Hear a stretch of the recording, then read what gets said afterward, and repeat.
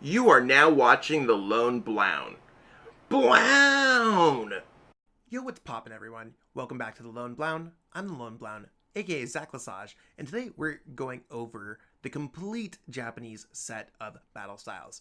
In the video today, we brought on Maddy Tate from Chill TCG. If you haven't checked out their channel yet, head to the description below, toss them over a subscription there, sub to their channel, amazing channel. They run some of the best events in Pokemon online.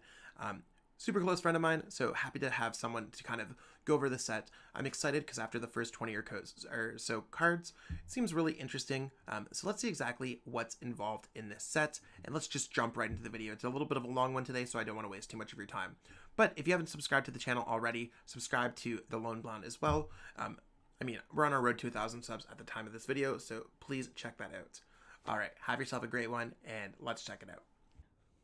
Yeah, I'm sure too. And if anyone's like watching this and they're like, yo, why didn't you cover like Cacnea or anything? Kind of our structure for this video is that we're going to be covering the Pokemon that we find are cool. So like if you look at it, Cacnea is going to be the first card in the set that we see doing zzz or whatever, however you want to pronounce it. Let me know in the comments below if you know how to pronounce that.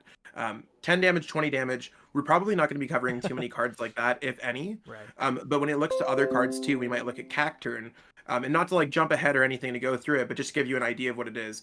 Cacturn's doing 60 plus 70 damage. We might talk about that for a little bit. It's still not that exciting of a card. So we're probably just going to go back and forth and try to find the more exciting cards of this set, still covering a majority of them. But if there's any cards that you want to get covered, let us know in the comments below, and we'd be happy to give you our opinion on them or kind of our take on them, especially if it's one of your favorite Pokemon or anything like that. We just don't want anyone to feel like left out, but sometimes when it comes to these videos, we can spend 5 hours going like over the most like pointless attacks. Right. But we're just gonna get right into the juicy Pokemon.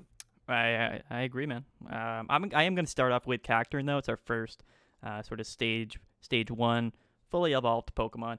Again, we're not going to take too much time for cards like this, but Cacturn, stage 1, 120 HP grass type. It's got the attack Pull, doesn't do any damage for a colorless. Switch your opponent's active Pokemon with one of their benched Pokemon.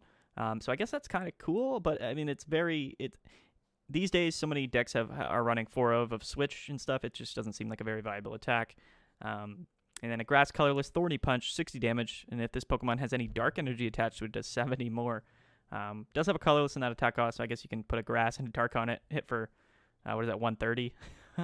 So, I don't know. It seems very average. Yeah, I don't think 130 is going to cut it nowadays. I mean, some single prize card attacking Pokemon decks might be able to use this, especially if weakness becomes a thing.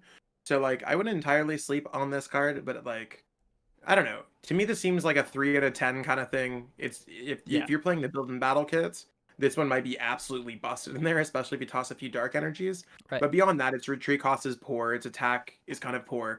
I think the art style is super cool, but here I think we're going to look a little bit more for the playability instead of the art. Yeah, for sure. Yeah, I actually, when I look through a lot of these cards, Zach, a lot of them have this art style where it's sort of like Crayola. It's kind of like crayon oil painted, which looks cool, but yeah, we're not going to be covering the arts.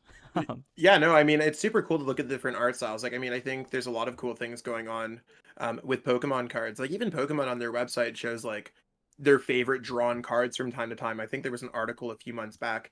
It's a big deal, but cards that look pretty don't necessarily mean we're going to see them pop up at your Chill TCG events or that I'm going to be playing them in the top level tournaments. Right. So, I mean, anyways, if you guys want to hear more about the art, let Maddie and I know. We totally love to we play for the people.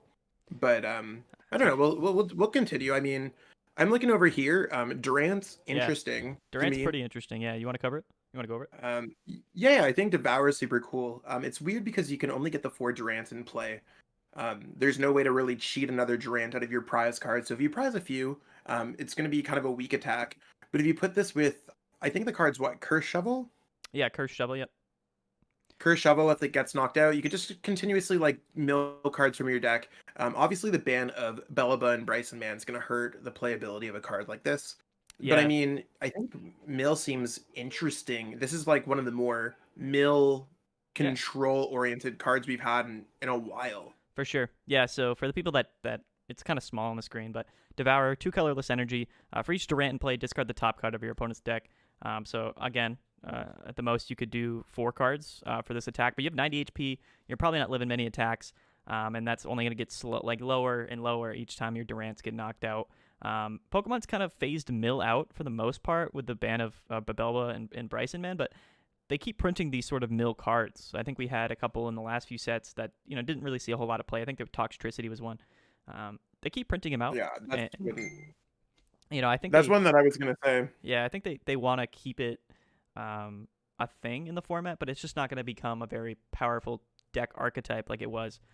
So not much else to cover with Durant here. It's cool. I like mill cards. Very interesting. I hate playing against mill decks, but yeah, I think everyone hates playing against mill decks. You look at all the cards that you constructed with your deck, and they just kind of go away. You're like, I put that card in this deck for a reason. Your opponent's like, well, it's in the discard pile for no reason. Right. Yeah, it's kind of awkward. Okay, so next up, we'll go over Vivalon. It's a stage 2 grass type Pokemon, 120 HP. First attack there, Vital Power. You heal all damage from 2 of your bench Pokemon, so it could be very interesting, I guess, to run maybe 1 or 2 of these in like a VMAX deck focused around grass types. Just fully heal them with this attack that's only costs 1 energy. So I guess that's somewhat viable if you kind of think about it.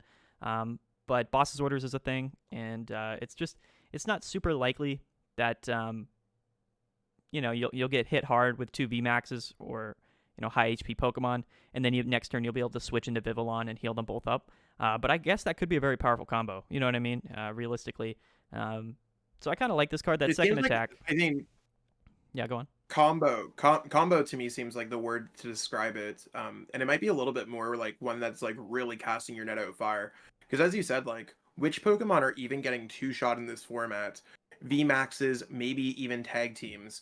So you'd have to get a stage 2 Pokemon in a deck that's predominantly like large HP basics or whatever, and your opponent would have to like not get around them. I think that Vivillion's kind of just like, I don't know. Yeah, I'm not about this card. It's a little bit too difficult. I think maybe, like just maybe, you could fit this in like a Rillaboom Rowegg deck, because again, Rowegg can accelerate the growth of up to a stage 2 Pokemon in 1 turn, which is interesting. But at the same time, you're going to want to evolve up the Rillabooms first, and then you're probably not going to want to do that twice in a row. You're going to want to start attacking, so it's just a little bit awkward to run Vivalon in decks like that.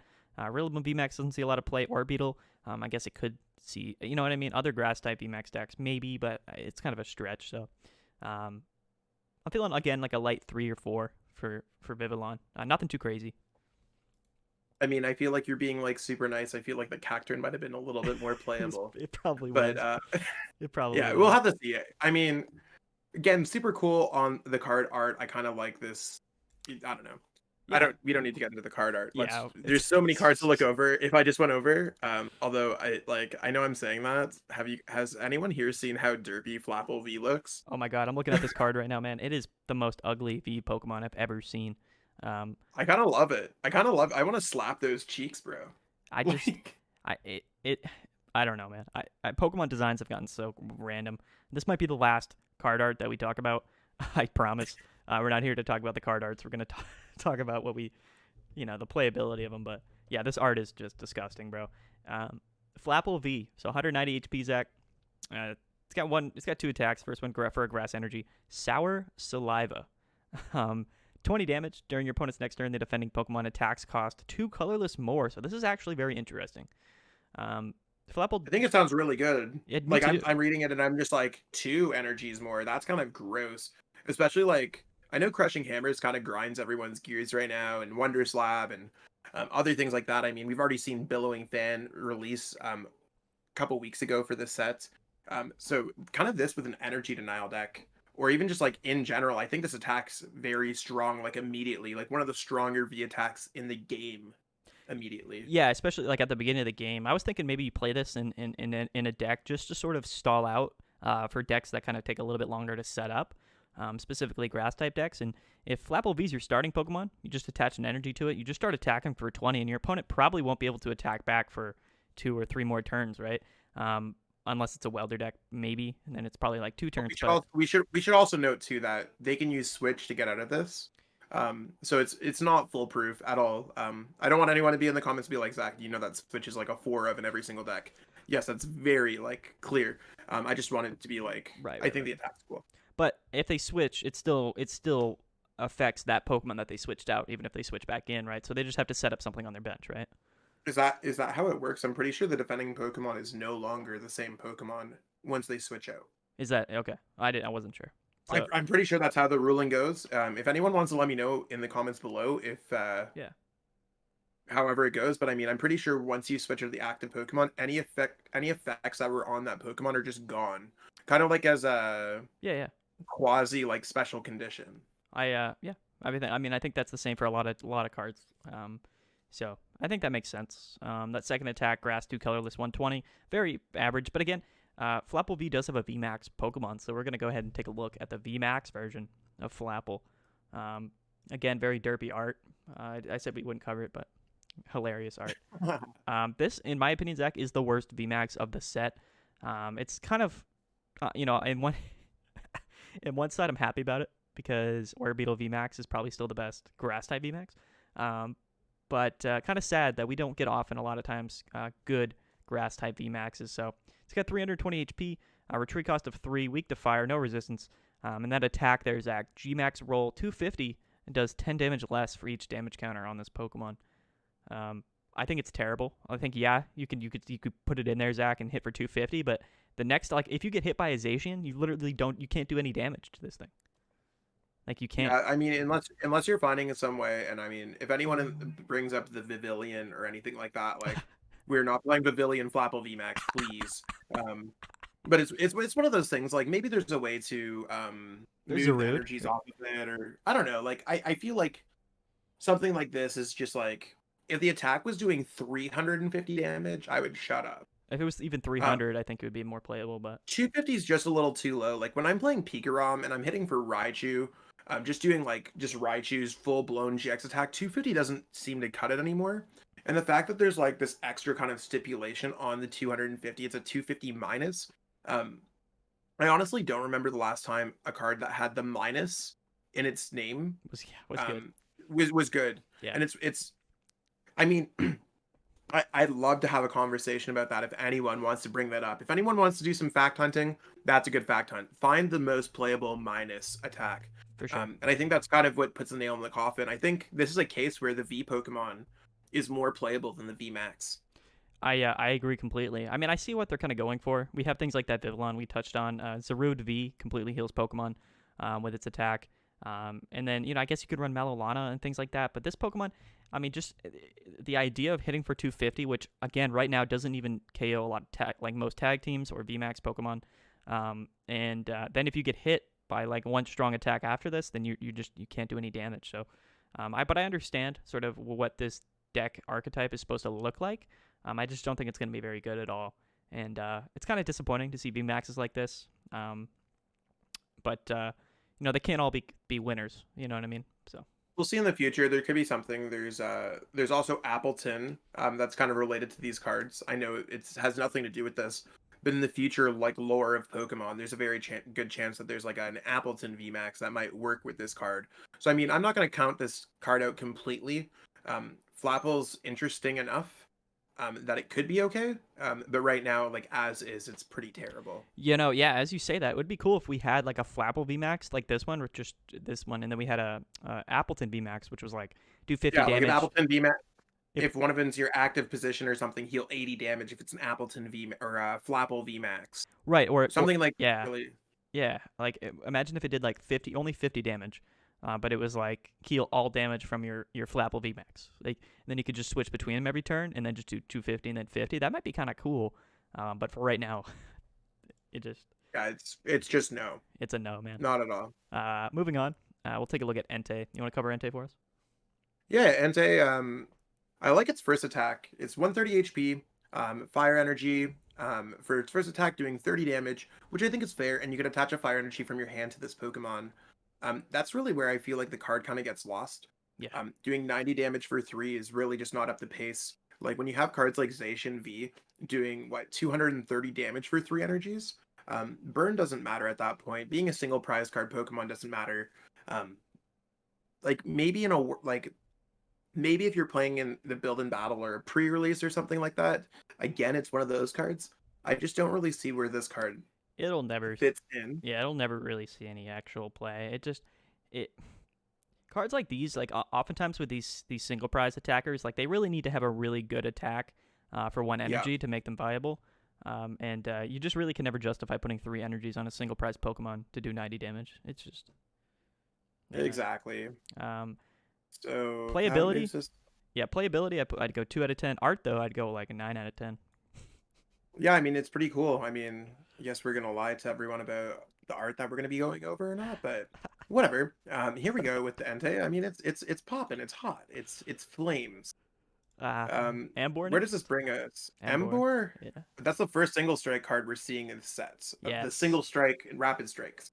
Single strike, and this is a cool one. Personally, I think it's a little bit clunky, but the ability is actually really good. Ambor, 180 damage on this fire type stage 2 Pokemon. The ability is Fighting Fury stance. During your single strike Pokemon attacks do 30 more damage to your opponent's active Pokemon, which is a big boost, especially just sort of keeping this on your bench and doing 30 more damage every time you attack. At least for your single strike Pokemon. I like it. A lot of people, like, this came out alongside that Urshifu single strike VMAX. Zach, do you think that this card will actually see play or have some sort of validity? I mean, I think this is the type of card that could be absolutely broken, because there's also that mustard single strike. And I know I'm probably going to get confused between the two mustards. I don't know if it's the deck or the discard pile that I can fish this Embor out.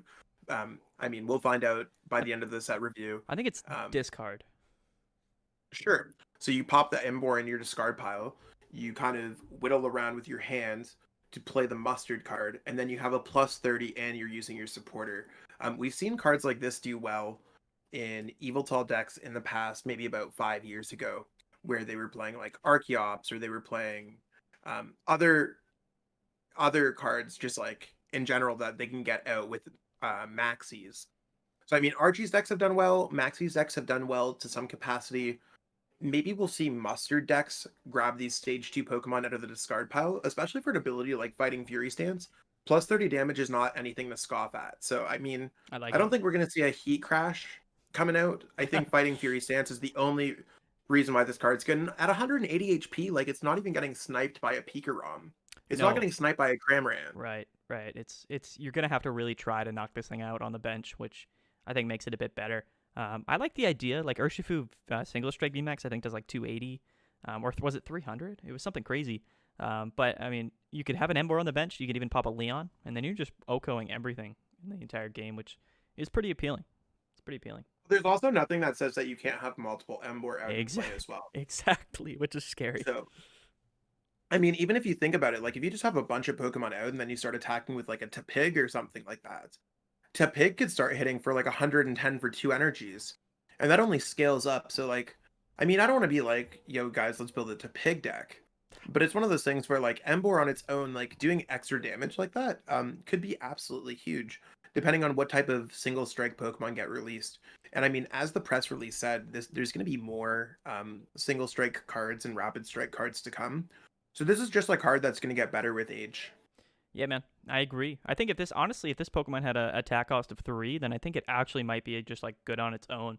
You just run 4 Embors, bro, and for for a single welder attachment, you're doing 240 damage or something crazy like that. I think that could be pretty. I mean, there's still triple acceleration and twin energy, so we'll see. Embor to me is probably the most exciting card we've seen in the sets. This card is probably it's going to get a 6 for me. Okay. If we were to give it any kind of ranking, I think 6 is probably fair. I like that. Could always grow with age. Yeah, I like 6. I like 6. What do we got next? I guess Salazzle. This doesn't look anything too crazy for me. Stage 1, 90 damage or 90 HP. Retreat cost of 1. First attack for a fire energy. Your opponent's active Pokemon's now confused. Doesn't do any damage. And then 2 colorless for its second attack. Taunt and Burn, 90 damage, and then it does 90 for each special condition on your opponent's active Pokemon. This could be interesting if we had like, what was it, Hypnotoxic Laser in the format still, but we don't. I don't know. We have other ways to get special conditions into play though. Multiple. Like, I'm opening up PTCG over the video. I think wasn't there like an Gyarados or something like that? I don't know. Again, I don't. Maybe I'm it's one of those things where I might be thinking of like way too back. It's hard like when you've been playing Pokemon for like well over 15 years Yeah. and you just start like you imagine all these cards. I mean, I think if there's a way to kind of cheat special conditions into play, um Hypnotoxic Laser would obviously be amazing if we had any kind of access to that. But if Yeah. you can get into the three, if you can get into the 3 range, doing 270 damage for 2 energies would be nothing ever to scoff at. Never. And then with the burn damage, like 280, plus they're paralyzed or confused or whatever it might be, right? So, or poisoned. So, um, I think there's a lot. I mean, depending on the toolkit around this card, it could actually be very impressive. But off the top of my head, I can't think of anything. A lot of I potential. can't. Maybe there's something in the sets too. Yeah, There right. could be something that usually cards like this come with something else. But I'm gonna search through, see if there's anything good. Like I mean, I think there's the Garbodor and stuff that we have. If there's like a stadium in play, you could even pair it with like the Oh, Toxicroak. you could do like a Garbodor and then play Yellhorn, um, and hit for 180. Uh, shout out to Yellhorn, but yeah, I think it has a lot of potential, Zach. Off the top of my head, I don't know, um, what a deck like this might look like, but it's cool to have a Pokemon like this. Yeah, I think this card's cool. To me, I think it seems like extremely playable as some kind of like this screams budget deck to me. Yes. It's and it could be really good. We've seen attacks like this do a lot in the Pokemon TCG in the past. So I mean, I don't want to sleep on this card. Like the one thing that you do got to note, like if you're like Zach, this card's absolutely broken. What are you talking about? You can't be asleep and confused at the same time. You can't be asleep and paralyzed at the same time. Right. It's got to Poison be. and Yeah. poison and burn stick, always. And then you could choose a third special condition. I don't think you could ever have 4 special conditions No, on. you can't. So you got to factor in that like you'll be doing poison, you'll be doing burn. So you're doing 300 damage with this attack. Because poison and burn seem like the best ones to be doing, because otherwise you're only doing 180. So you're doing 300 damage unless you have any modifiers, for 2 energies. But it's one of those things where you're not ever going to be doing 360 damage. So don't be like, this could knock out a VMAX with a 4th special condition. Unless they release a new one, Right. we're vibing. I think there's cards, right, that can inflict conditions on your bench. I think like Amoonguss was one of them. And Lucas might actually be the best one, more and more that I think about it. yeah, That's going to leave your opponent's active Pokemon asleep and poisoned. I don't know if there's a Pokemon that allows you to burn, but Amoonguss here would just be doing 180, 190 damage for 2 energies. That seems kind of huge if you ask me. it does. I like it. And it's a stage 1 Pokemon, pretty easy to get into. I like this card. I mean, I like it. I think it's better than the other single prize Pokemon that we've looked at so far. So, Yeah. I find it interesting. We got to move on. I think can't talk about Salazzle. Yeah, that's all fine. night. Yeah, we can't talk about Salazzle all night. But No time for the art to talk. I like it. Electivire. I looked at this one. Next up, Electivire. I looked at this one a bit. It's just I hate cards like this, Zach. It's just I one agree. of these. It's like that Tyranitar, I think, from Darkness Ablaze or Vivid even maybe. It just for like a crap ton of energy on a stage, on like a single prize Pokemon, it does a lot of damage. But it's like I don't know. It just they never really work out. There's no little bit of spice. There's no like it. I agree with you. Cards like this should have an ability. Even if the card's not super playable, I think that cards should all be like unique in a way. And I mean, sure, there needs to be a few cards in order to be unique that could be like this card. But this card specifically just means like if I'm pulling it out of a pack online, like this card should never see play in any capacity. Even if like Never. even if you have one of the bigger YouTubers like Little Dark Fury, shout out to them. Yeah. They normally focus on rogue decks. I'm sure they'd even be scratching their heads and being like, there's no cool effect, there's no cool combo. It's just like vanilla basic 180. And this card's just clearly worse than every other deck. So I mean, this seems like if there was a theme deck or if there was a pre-release kit, seems like the type of fodder that you'd be getting in there. Yeah. It's probably really great to set up as a stage 1 in that kind of format. But in anything beyond that, I just don't see how this card is remotely anything. I think like if you were playing in like a single prize only format, maybe you run this with the Electrode from Vivid Voltage and just run like a turbo Electivire deck. It could be kind of fun, but it's just one of these cards where it's not interesting. It's not very impressive. and I just wish there wouldn't. I just wish cards like these didn't really exist. But I mean, I'm not hating on it, right? It's just like it's not a card I would ever use or try to play. I am hating on it actually. So I'm gonna give it a 0.1 out of 10. Yeah, I would give it a straight 1 if I like it. You know what I mean? Yeah. Okay. All right. Well, we'll move on. So where are we at now? We got Tapu Coco V. This is one of my favorites, actually. I wanted to talk to you specifically, Zach, as somebody who won the Players' Cup Okay. too, with Pikarom. Bolton. We all know that Bolton is an incredible card in that, in that deck. And Tapu Coco V seems very interesting to me, mainly for that second attack. So the first attack, you do 40 damage. It is what it is. But the second attack, Zach, Spiral Thunder for 3 energy, 2 lightning, and a colorless. It does 20 damage, but 40 more for each energy attached to all of your... it's all of your opponent's Pokemon. I didn't know that. That's my bad. Originally, when I read this, Zach... Yeah, so fine. Yeah, originally when I read this, I thought it was all of your Pokemon. That'd be huge. And that would be huge, absolutely right? Huge. Because then it could just hit for like 270 like turn 2 with Pikarom, or turn 3. So, yeah, now I feel a little bit less good about it now that I read it like that. But it's still... thought about this card like for a Pikarom mirror match, maybe. Yeah, because right. they'd have a similar amount of energies if they're in any kind of similar pace as you. I just feel like the cost is like a little too high for the attack. I mean, obviously the attack's amazing, especially if your opponent's hitting like just to do a base amount of damage. So let's say there's 7 energies in play, which I think a lot of standard decks would just have 7 energies in play.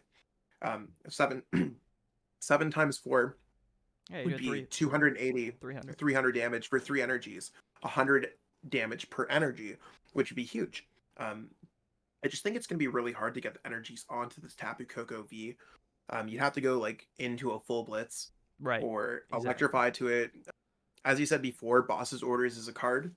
The HP is probably fine to survive a hit, but it's one of those things where, like, I don't know, Tapu Coco V's, it's not bad. I don't think it's crazy interesting, but Yeah, it exists. I wish that its attack was what I thought it was originally. Because then it would be busted. it would be a more powerful attacking Bolton, but it obviously wouldn't have that great first attack like Bolton has.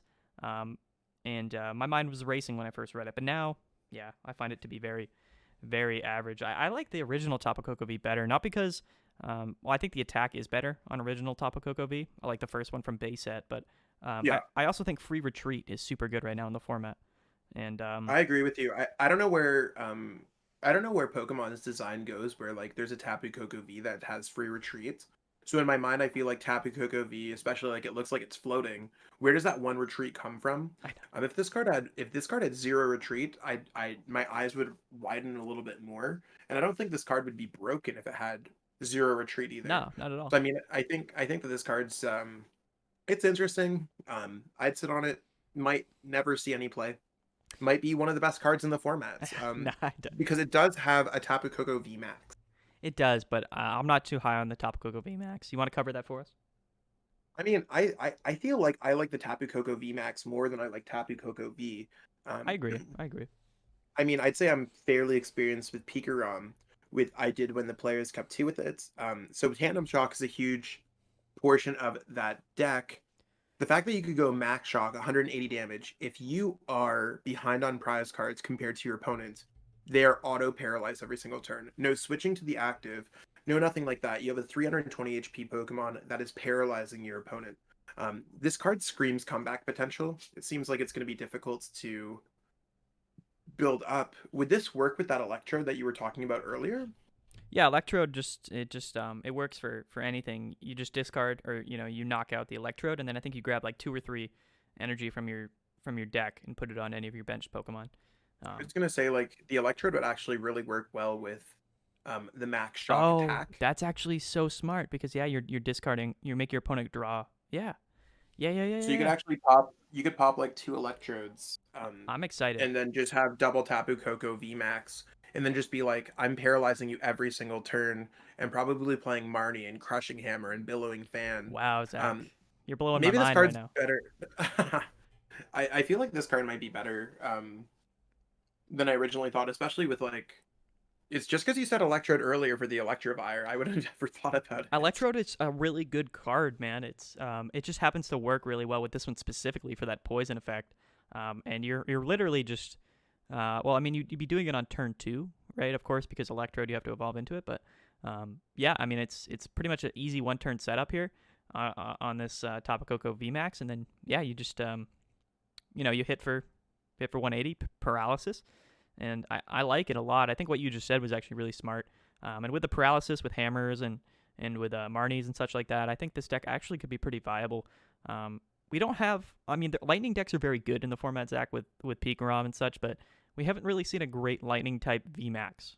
So, might be interesting to see a card like this. This might be the first one. Yeah. And kind of like building on that deck idea, you also have access to the Tapu Coco V as well. That's underneath the Tapu Coco V Max. So you could just drop another one, and that'd be a really good way to power up Spiral Thunder in a turn, especially if your opponent starts overwhelming you with energies.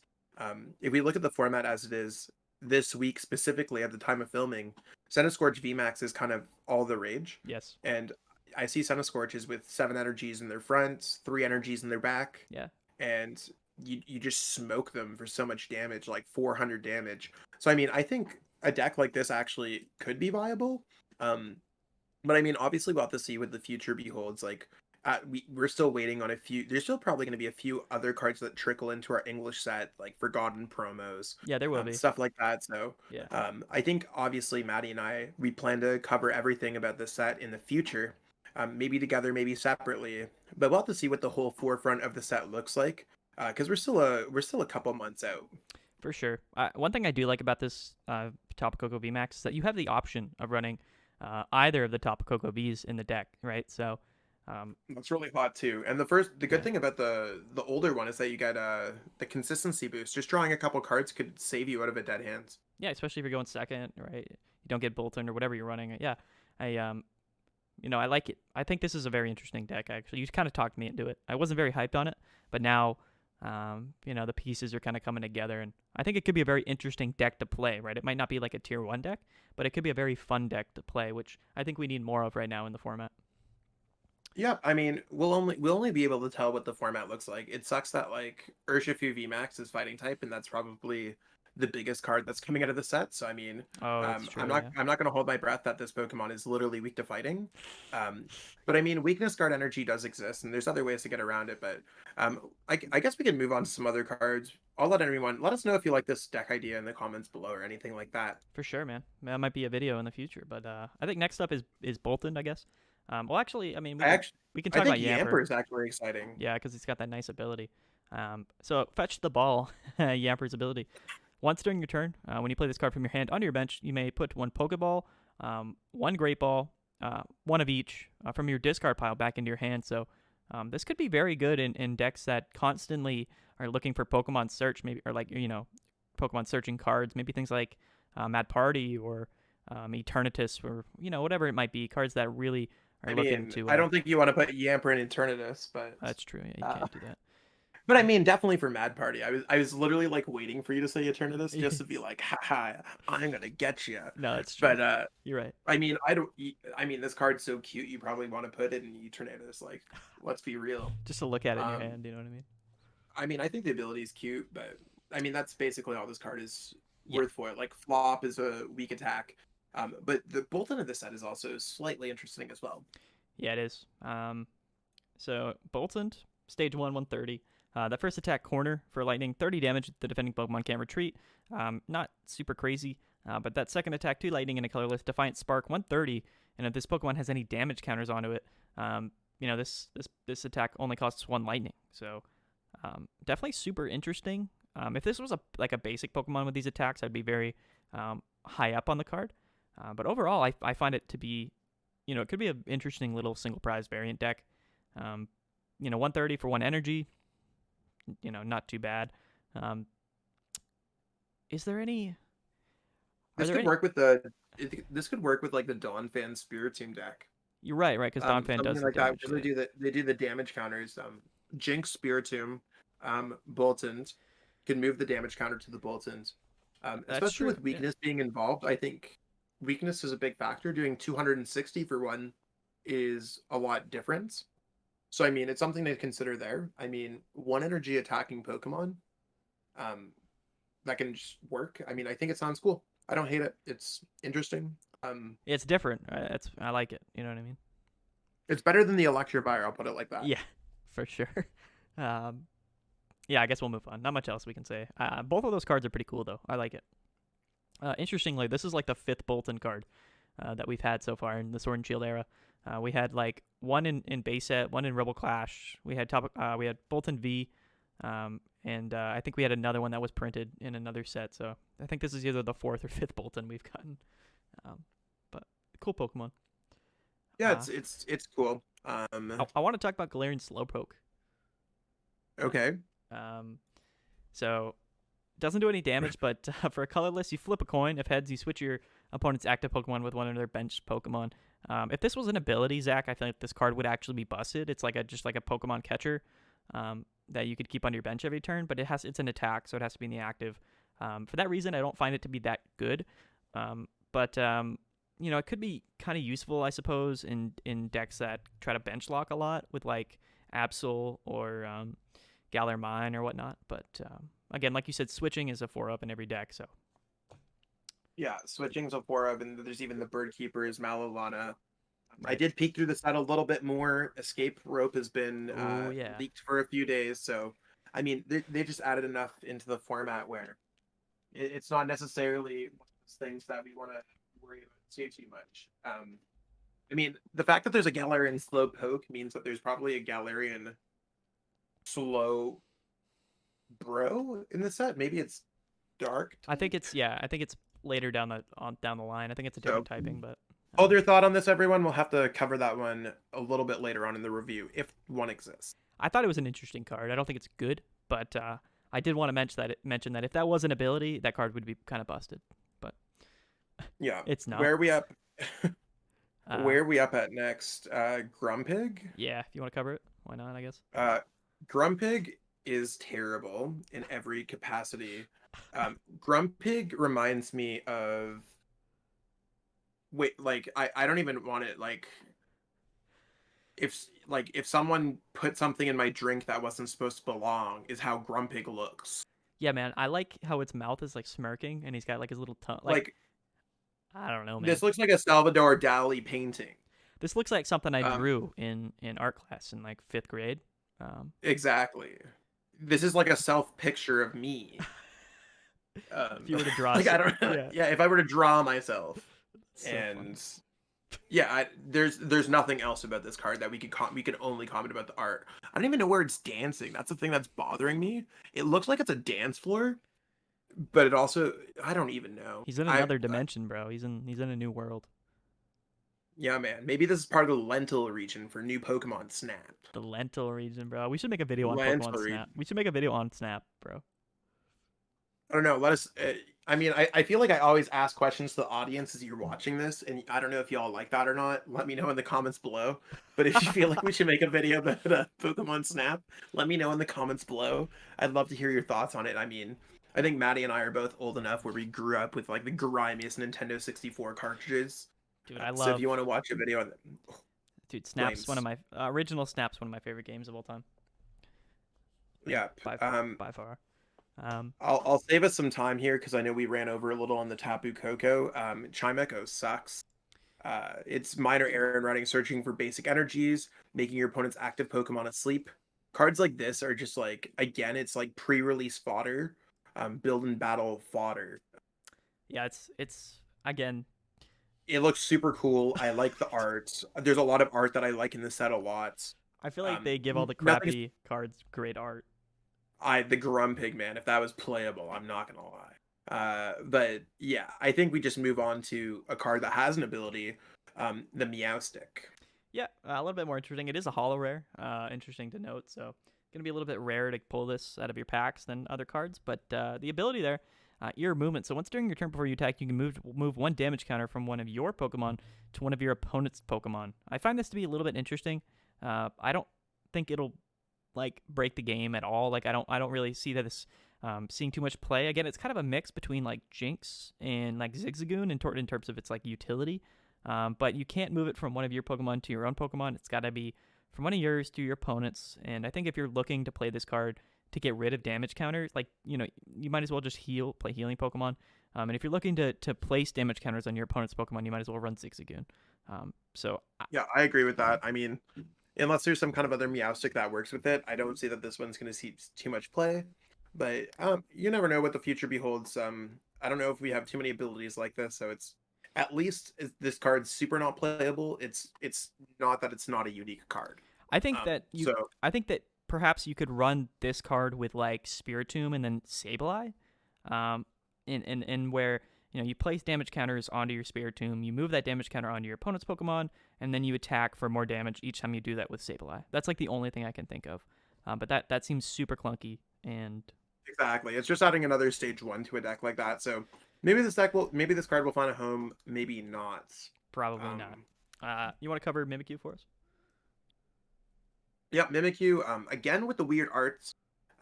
Ability Dummy Doll. You may use this ability once during your turn. You can play when you play this card from your next turn. Prevent all damage done to this Pokemon by attacks from your opponent's Pokemon. So I mean, it doesn't have to be on the bench to kind of prevent itself from doing damage. There's no current way to get it back in your hand, as far as I'm concerned, or at least any reasonable way to get it back into your hand. So there's no way to do like a Dummy Doll kind of loop. Right. It's an interesting ability. I mean, it's an ability like this that can be absolutely broken, or it just means nothing. Envying Eyes is put 3 damage counters on your opponent's active Pokemon for each prize card your opponent has taken. If your opponent has taken 5 prize cards, you could do 150 damage for a single Psychic. To me, this seems like a card that would be good in a single prize card deck, or a deck that could just run Psychic Energies, especially if you get them down to 5 prize cards. You could just drop 150 for a single Psychic Energy. That goes through a lot of things. A lot of damage counters just go through Pokemon that stop V Pokemon, VMAX Pokemon. So it's something to consider there. I think this card's kind of like lukewarm right now. Of course, Metal Goggles shuts this thing down. I think it is interesting. Again, if this attack was to any of your opponent's Pokemon, not just the active, then I think it would see much more play. Like being able to, at the end of the game, snipe multiple Pokemon on the bench for spreading that 150 counters. I think that could be really cool. It's interesting. We've seen 2 sort of V Pokemon that have this sort of like early game delaying mechanic between Mimikyu and then that Flapple. I guess they're kind of trying to slow the game down a little bit. But for me, this Mimikyu V kind of seems like there should be a VMAX that comes along with it, but there's not. Maybe we'll see one in a promo box. We will, I'm sure. Yeah, I'm sure because Pokemon's have done that multiple times, especially in this set. They've come out with like, you know what I mean, VMAXs for older Pokemon. We'll see another one in a little bit, but yeah, Mimikyu. I don't know. It's interesting right now. I mean, this seems like a card that's either going to see a lot of play at some point, or it's going to do nothing at all, and there's no in between. Yeah, personally, I don't see it like for a while at least doing anything impressive. But again, you never know what cards are going to come out in the future, and it's a very interesting card. Like it's something we don't have at all right now in the format. So I mean, I like it for its originality, but I don't like it in general. Fair. Yeah. I mean, I think right now this card's probably a 4 or a 5 out of 10 right now, but it has opportunities to grow, possibly, depending if there's something that allows you to loop Dummy Doll. Right, I exactly. Think that could be interesting. Yeah, I agree. I think for me, I would say about a 3 or 4 right now. Again, it could become busted in the future. We never know. Next up, we have our second single strike single strike Pokemon that we're looking at, Primate.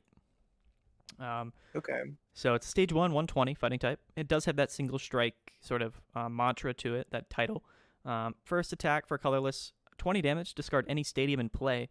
Could be kind of interesting to discard the stadiums, but for the most part, it's an attack, so I don't find it to be that useful. Second attack, 2 fighting Frenzy Bomb, 50 damage, and this attack does 50 more damage. This attack does 50 damage times, right? So 50 damage for each of your opponent's bench Pokemon with any damage counters on them. This could be interesting. Each of your bench Pokemon. Oh, okay. Each of yours. Okay.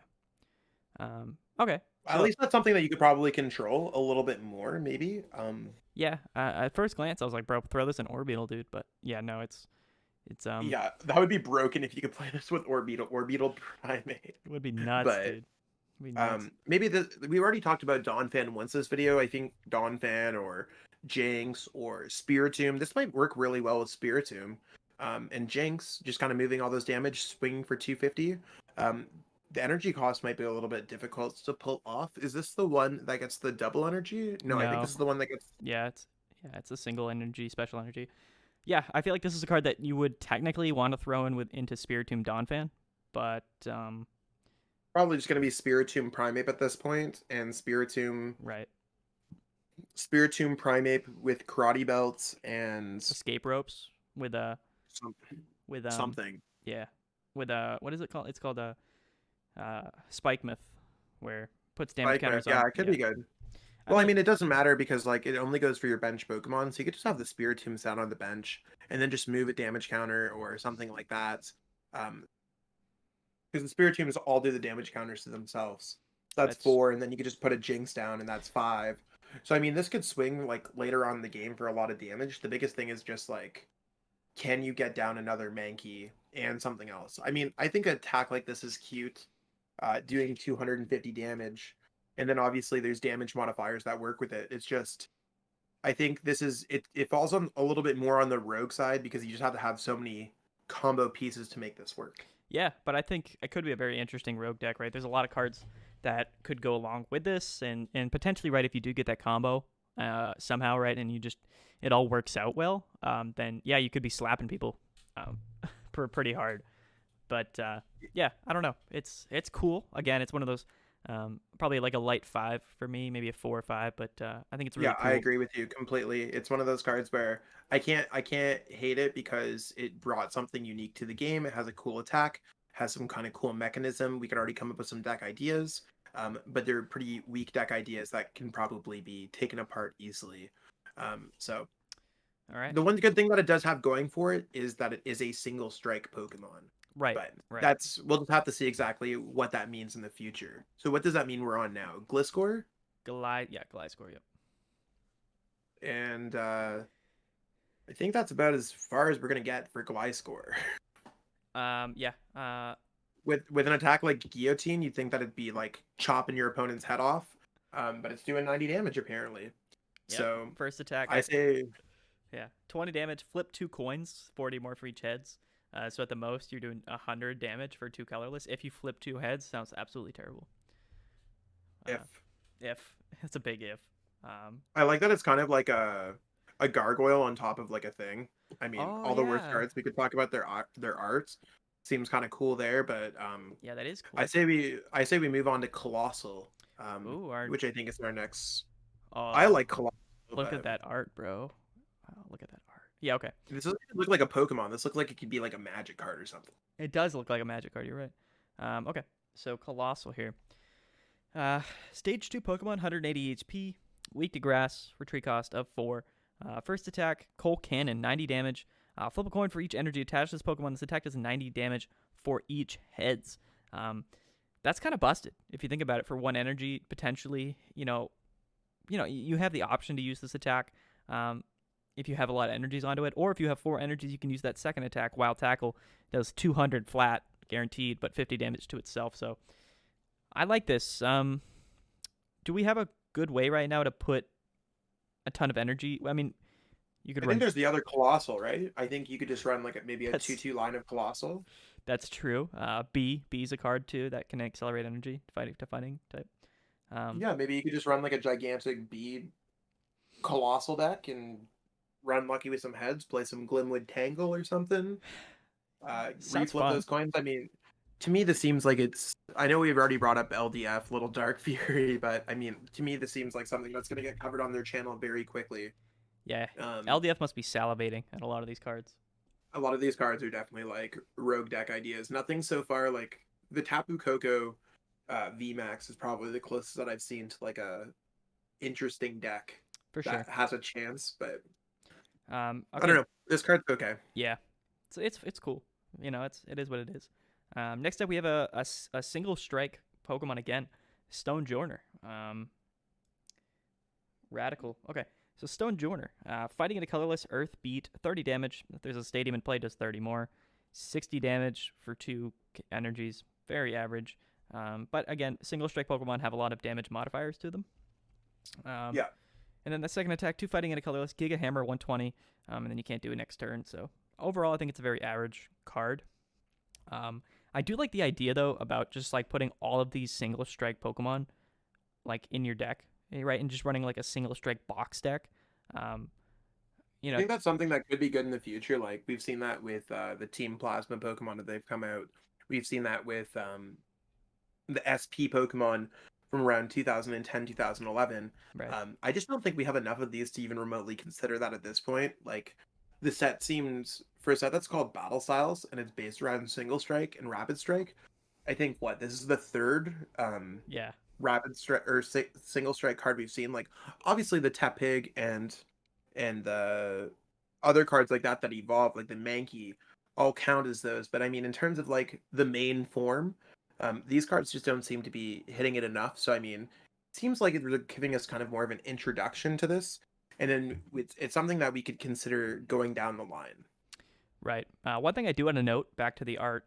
Did you notice like Stone Junior's like arms are just like they're just like floating rocks, like they're not connected at all. Can you see Yeah, that? that's kind of crazy. Is this like a psychic Pokemon in disguise? I honestly don't know typing.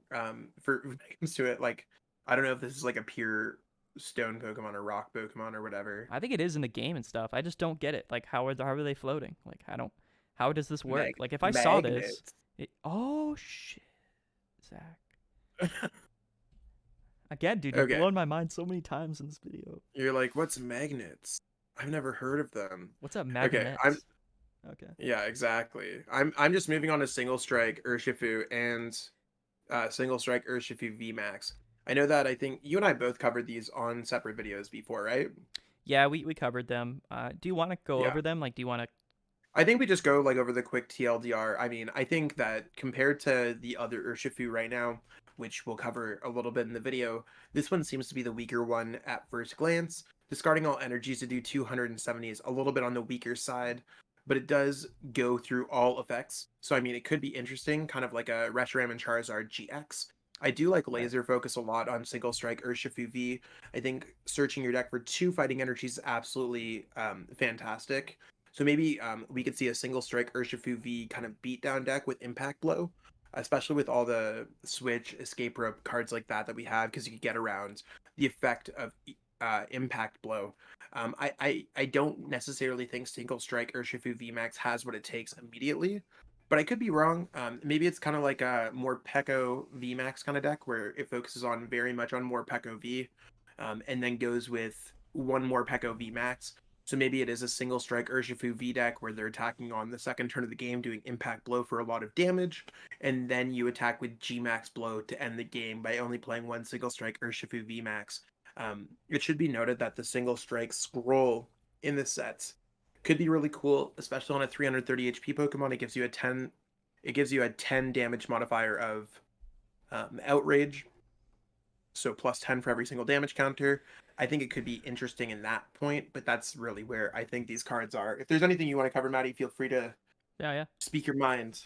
I like Single Strike. Like again, I like how they're different. So like Rapid Strike and Single Strike really are like very different strategies between two Pokemon that otherwise look and sort of feel very similar.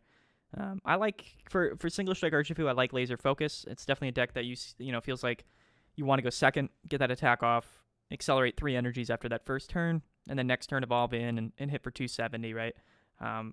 Overall, I don't like. We'll get into the Rapid Strikes, in a little bit, but I like Single Strike Urshifu.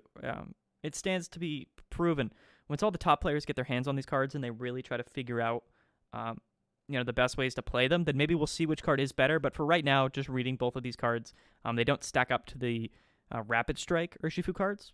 But I don't know. I find it to be interesting for sure.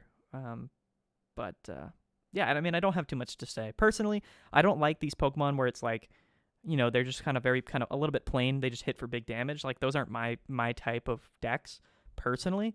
But it definitely doesn't seem like a bad card at all, right? As far as these VMAXs go, I don't think that this one's bad at all. So No, I don't think it's bad at all either. But yeah, it's interesting at the very least. We'll see exactly what time brings to these kind of cards. Again, the fact that they have the single strike mechanic built in gives them hope for the future, especially if they continue on or add any cool mechanics onto this mechanic already. Right. Zach, I need to go to the bathroom real quick, so we can take a quick break, and I'll hop back in. We'll edit it out in post. Okay. All right, we're back. We're gonna move a little bit quicker now because we're an hour way through, and we've only hit like 50 Pokemon. So, for the Pokemon that aren't super interesting, we're not gonna spend as much time on them. But I do want to cover Golbat real quickly because that and Crobat do have abilities. So Golbat, Stealthy Draw once during your turn. When you play this card from your hand to evolve one of your Pokemon, you may draw 2 cards. And then I think Crobat has a similar one, which is Hefty Draw. So when you do the same thing, when you play it to evolve it on one of your Pokemon, you draw 3 cards. So in the process of evolving up to Crobat, you draw 5 cards. Could be kind of interesting. Maybe you play like De-Evolution Spray or something like that, and consistently Scoop up net. Yeah, you just consistently get some just some drawing throughout the game. Could be good, and especially maybe in Eternatus or something like that. This time they actually are dark Pokemon, so I don't know. It seems cool. Yeah, I mean, I think it seems really cool. It's just kind of an alternative draw engine, like you said, maybe Eternatus, but I think it's just going to be good in decks in general. Especially like if you want to run no support Pokemon, you could just do ability-based draw. Oh yeah. But beyond that, I mean, there's nothing. It's just interesting at the very least. Yeah. I think that the single prize draw support Pokemon are actually typically pretty playable. Just because they're not worth 2 prizes, they can't get sniped by an ADP boosted Zacian.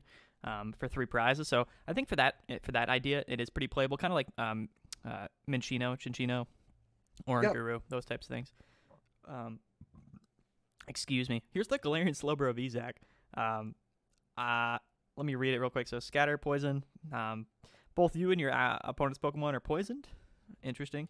And then for 3 energy, if this Pokemon is affected by status conditions, it does 120 more damage. So 220 for 3 energy. Could be kind of interesting on a stage 1 Pokemon. I don't think it's terrible, like at all. I think that's actually like. I think the biggest thing is that it's very hard to get a special condition on this Pokemon. And I mean, sure, it's built in with Scatter Poison, but poisoning yourself for a few turns, I just don't see how this Pokemon would ever survive that. I agree. I mean, we'll talk about the art another day. I think the art's super cool, but whatever. Yeah, for sure. Okay, we're gonna move quick. So let's go. Okay. Let's go. Hot Crow next up. Again, cool little ability. Insomnia. This Pokemon cannot be asleep. It's cool. It seems so ridiculous. Yeah, I mean, why? Excited dive 80+80 if there's a special condition for 3 energies. Like, to me, it's just one of those things where this Pokemon is just not an opportunity to have a special energy on it to do 160 damage. I mean, maybe if something's dark weak, but I don't know what's dark weak. Not much. Psychic. Psychic. So if Psychic becomes huge and they're dark weak instead of being metal weak, like Gardevoir VMAX and stuff like that, that's already not playable. This card could be good. So the ability is kind of weak unless Sleep becomes big in the future. And I mean, I think Excited Dive could be cool if weakness is a factor, but beyond that, I think 160 for 3 is super weak. I agree. On a stage 1. Don't love it. Next up, some more single strike Pokemon, actually. We haven't seen any Rapid Strike yet, but a couple more single strikes. So here's the Houndoom, actually. Houndoom is a little bit busted. I like it a lot. Darkness Fang, 2 energies, 50 damage. Yeah, whatever. But the ability here, so once during your turn, you may search your deck for a single strike energy card, because there is a special single strike energy, and attach it to one of your single strike Pokemon, then shuffle your deck. And then if you attach the energy to a Pokemon this way, you put 2 damage counters on that Pokemon. This actually... Does this go with the Primate? I don't remember what the Primate did, but I mean, the Primate, you just need energy. You need 2 energies. So I mean, any Pokemon that needs any energy acceleration, there's nothing particularly that worked with the Primate. Just the fact that Primate needs a way to accelerate energy into play. But the damage counters, though, right? Like, is that? Oh, okay, yeah. Sorry, I wasn't even thinking about the damage counter part. I didn't read that far. No, it's super rogue. Yes, Houndoom would work with the Primate in that capacity. Okay. Where you could put 2 damage counters on. Oh no, it wouldn't work on the Primate because it only counts bench Pokemon. Rip. Okay, so, never mind. Yeah, Houndoom in general, you could play it with Primate, but you probably just want to play it with other single strike Pokemon, especially as they get released. Right. Again, we've talked a little bit about the Mustard card that could summon this Pokemon, or you could evolve it from Houndour. It's a stage 1, so it's not that bad. I just think that Energy Acceleration is cool here. Single Strike Roar is an awesome ability. Is it great right now? Probably not. I don't think it's... there's not too many Pokemon you want to be building up, but in a world where you don't want to build up Pokemon, Houndoom's an Energy Acceleration option. Yeah, I think it's okay. Like, I think Single Strike struggles a little bit with energy acceleration, more than Rapid Strike does. So I think that it could be good in some decks. I like the ability. Overall, I don't think it's incredibly good. But yeah, how do? It's cool. So I like it. yeah, it's cool. Moving on to Tyranitar. Tyranitar at first glance is kind of one of those boring cards just as a V Pokemon. 60 damage, discard the top 2 cards of your opponent's deck. I mean, discarding the top 2 cards of your opponent's deck could be really cool. The fact that it's 60 for 3 energies is kind of underpowered. Even 4 energies to do 240 is fine, but then you have to discard the top 4 cards of your deck. This could work with Houndoom to power yourself up, but it doesn't seem like it's hitting any particular number threshold. It's a lot of energies. The only thing that it has going for it is that it's single strike Pokemon. But I mean, I'll let you feel free to give your opinion, Maddie. I just think this card's too weak to really continue. It's kind of one of those V Pokemon that's gonna go to bulk. I mean, I think it's a card where if each of its attacks had 1 less energy, in its attack cost, it would be decent. But cards like this, I'm not ever gonna put 4 energies on a Tyranitar V, especially when it's dark energy and then we don't have any really great way to accelerate that energy other than Hydreigon from like Darkness Ablaze, which is again not a good Pokemon. So definitely not a card that I would ever play. But I love Tyranitar, so that's all I gotta say. Yeah. Okay, where does that leave us? Morpeko. Yeah. Morpeko actually seems pretty interesting. It's dark and lightning, as we've seen only lightning versions up to this point.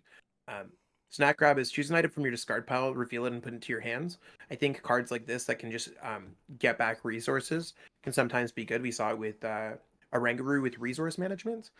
Obviously, this is only 1 copy, so do keep that in mind. I don't know how many cards allow you to get back item cards, but this is one of the few in this particular format. For a single energy, though, 20 damage if you have no cards in your hand. This attack does an additional 90 damage. 110 for a single energy. I don't hate this. I don't want to have 0 cards in my hands, I'll put it like that. But at the same time, I like that it has a cool effect in order to do some damage. Yeah, I think I'm about it. I think it's kind of interesting, maybe again in Eternatus, just because you can grab those Pokemon search cards from your discard pile, maybe another Quick Ball.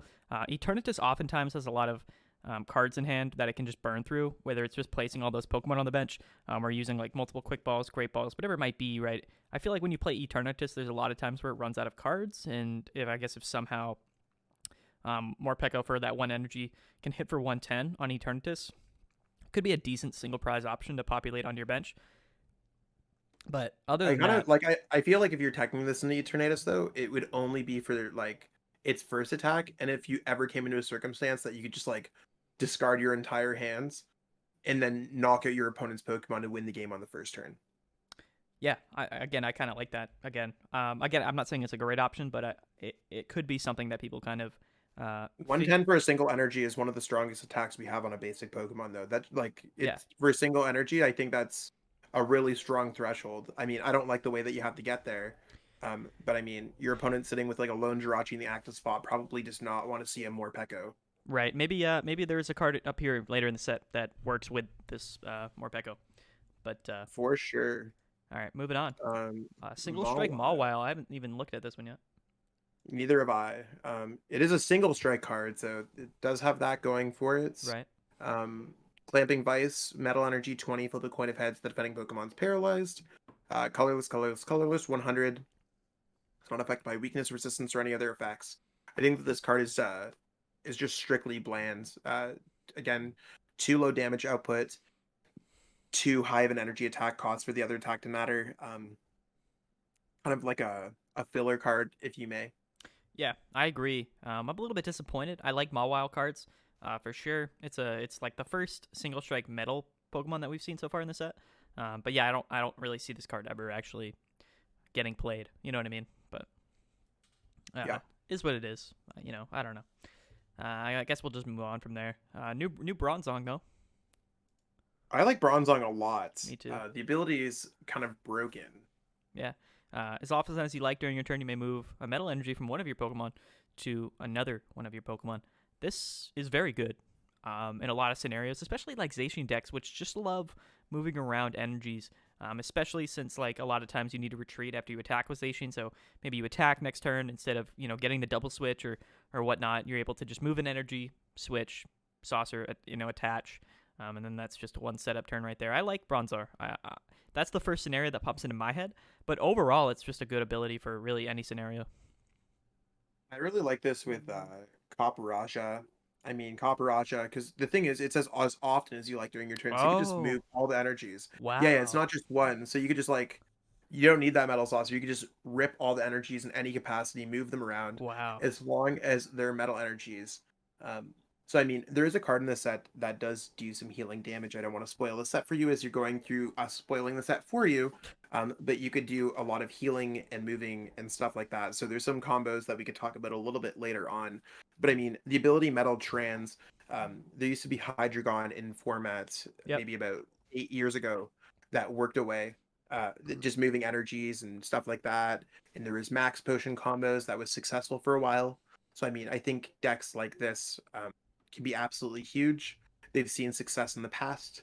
Uh, there's nothing. This card will be very viable For and sure. likely is the best card we've seen in the set so far. Right, in terms of just its pure viability. I think honestly, like any deck really that runs Metal Saucer, this is just a good deck that can go along with it.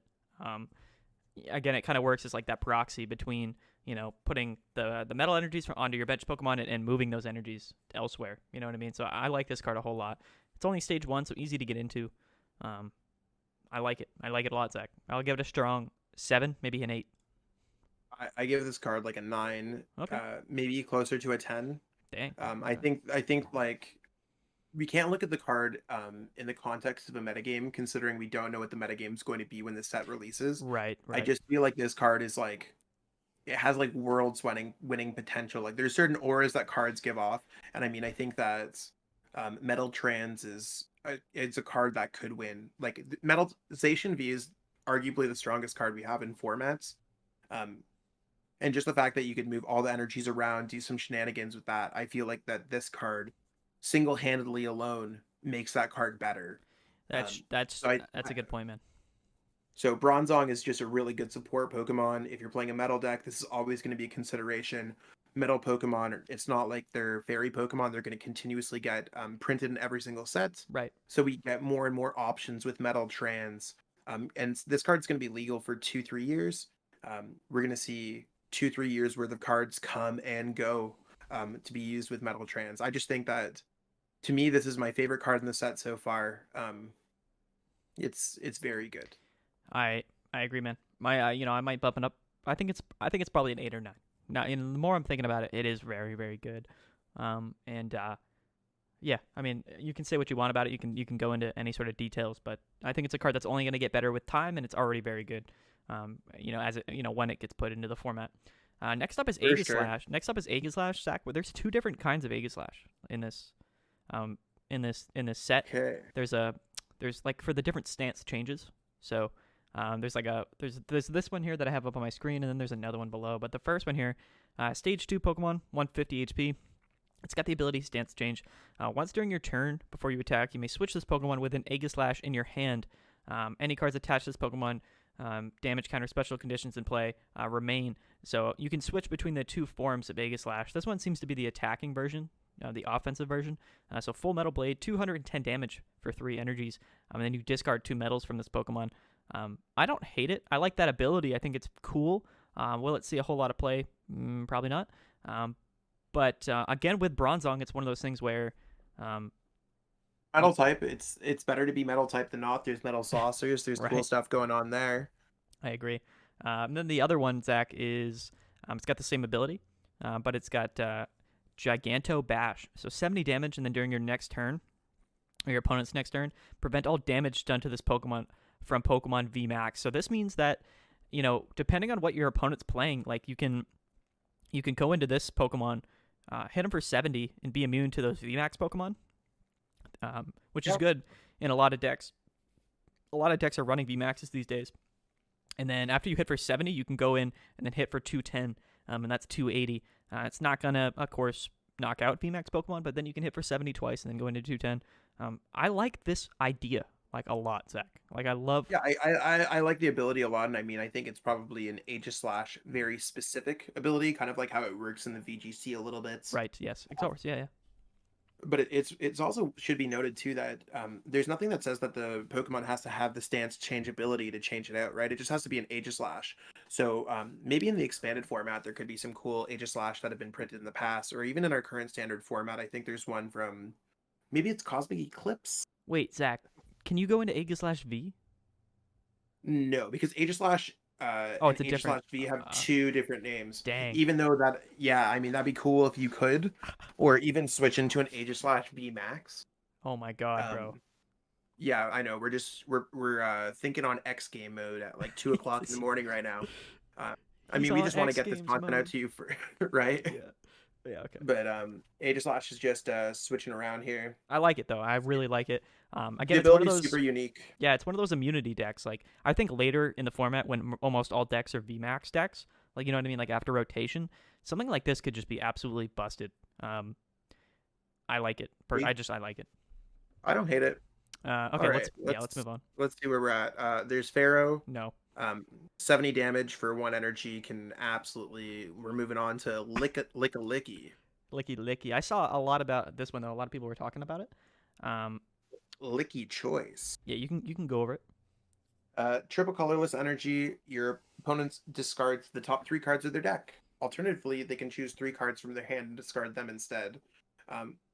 The second attack is just doing 4 energies 100, and your opponent switches their active with one to their bench. When we're looking at this card, we're only going to be looking at Licky Choice because that one's the only interesting attack. I mean, discarding cards from your deck, as we saw with Durant, could be okay. 3 energy though. 3 energies. I mean, there's triple acceleration energy. You could play this with Welder. You could play this with Twin Energy.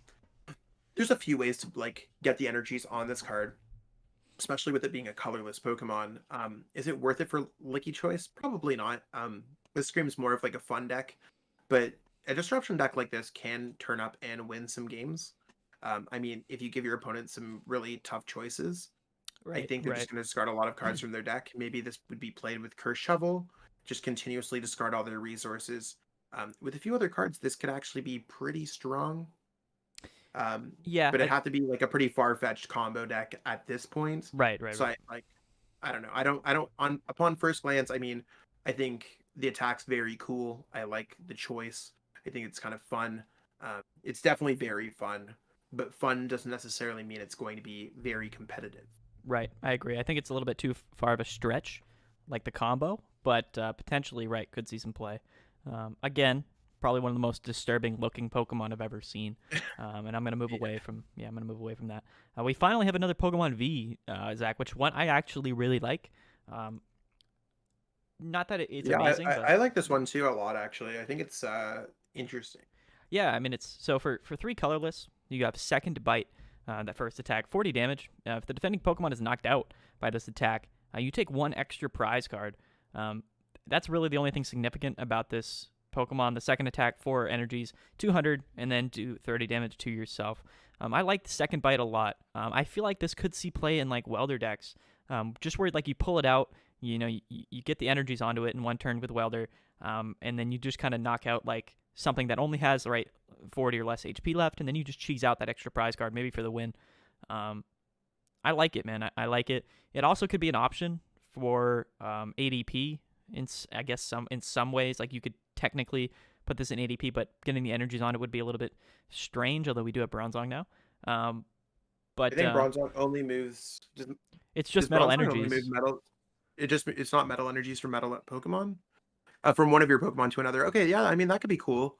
Maybe there's some kind of like ADP Bronzong Stoutland deck. Yeah, I mean, in the same way to where you have the option to hit with Zacian, or you have the option to move those energies onto Stoutland, and then maybe just knock out a single prize Pokemon, and take 2 prizes or 3 prizes off a single prize Pokemon. It's got options. I think that this card is cool. We'll have to see if it is easy enough to fit into decks for it to see some success. But I love these kind of ideas. I feel like it's very different than Cramorant, but it's like the same idea where you kind of like cheese out extra prize cards, right? Yeah, I mean, the one thing that's going to be difficult is I feel like if you're playing a welder-based deck and you leave a Pokemon with 40 HP left, it seems like kind of you chose the wrong attacker. In most cases, there's always an option to get a knockout. So if you're leaving them intentionally with enough damage to knock them out with Stoutland, it's probably better to play Cramorant. So I don't know if this card will necessarily find a home. I just like that it has its second bite is a cool option in general. Beyond that, it's interesting. It's one of those things where like Yeah. I think I'd have to find the correct spot in a deck for it.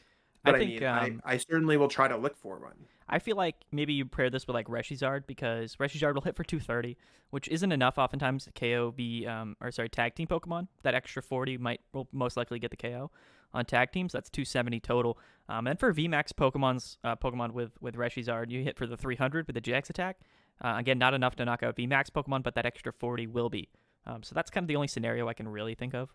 But again, that's a lot of energies committed just for that one combo.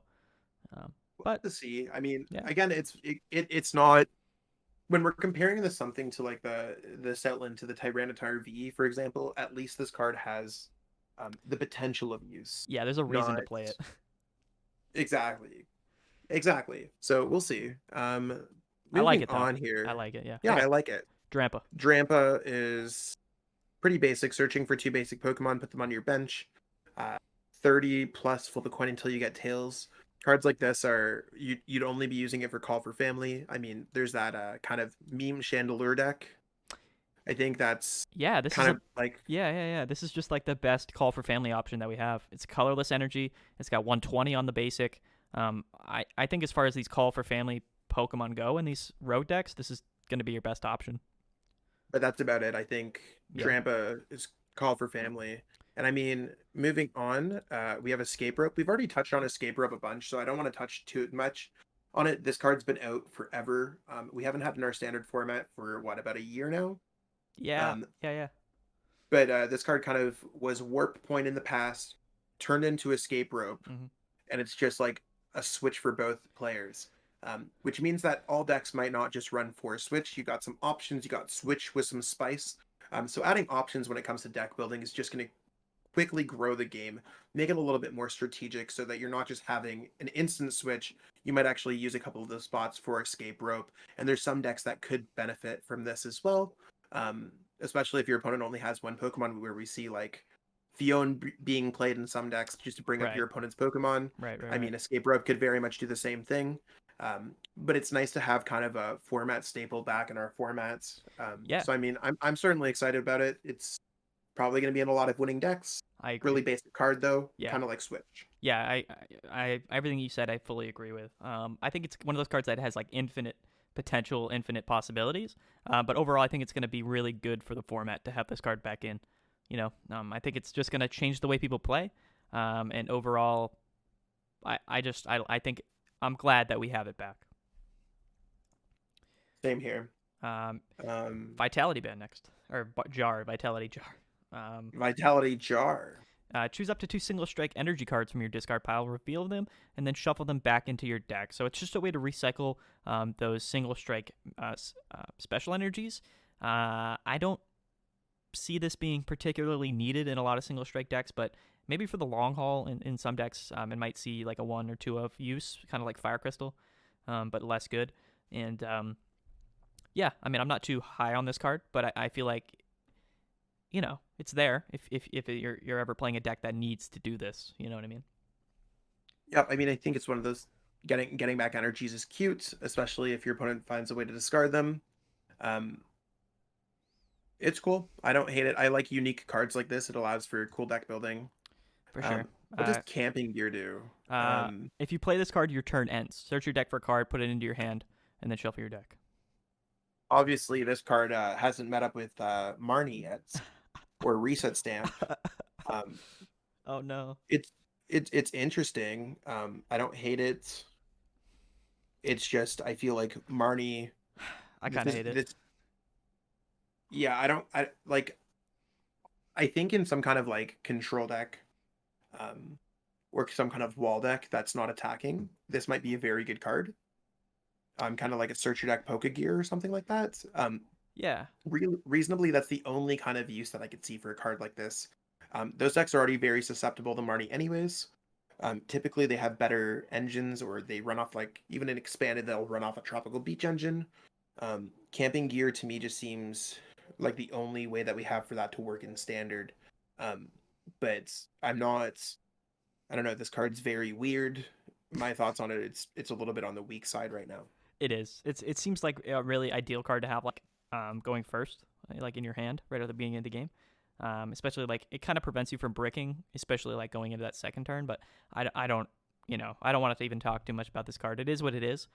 Maybe it will see a lot of use in a few decks, but Again, I think it's only going to be in control of wall decks. right. The next card that we have up is Single Strike Scroll Raging Scroll. This is a card that we've already kind of talked about with the Urshifu VMAX, so I don't want to go into too much more details.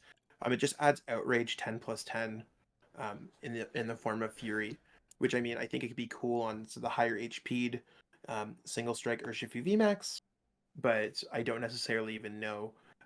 Cards like this are typically not strong. Kind of the attachable attacks don't do too much. We haven't seen too much success since the Technical Machine days back in like Right. 2004, 2005. I don't know if that's going to change at all. We have to see exactly what comes out as more single strike cards get printed. But this might be one of the only few cards that's kind of carrying Urshifu VMAX, the single strike one.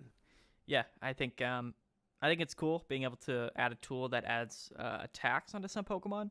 Again, these are cards that really you have to dive into sort of like the deck building, the depths to really find good use for this card. Again, I think it could see some use in some rogue decks, some very specific uses. But overall, I don't find it to be, that important. But I think the idea of these cards are really cool. Yeah, same here. XP share. And it's a reprint. We've seen this card before. Again, similar like Escape Rope.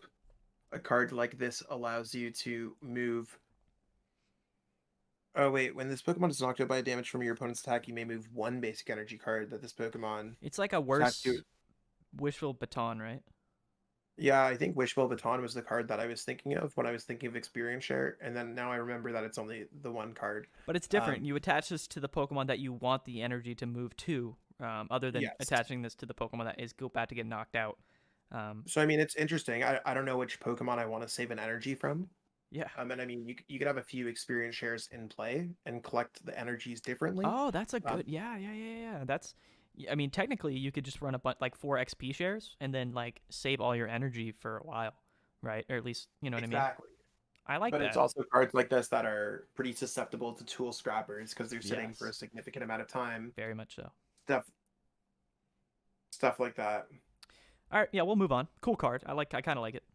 I think it's interesting. Bruno, shuffle your hand into your deck. Draw 4 cards. If any of your Pokemon were knocked out during your opponent's last turn, then draw 7 cards. So it's kind of a mix between Marnie and Research with an extra sort of like mechanic, or requirement for it.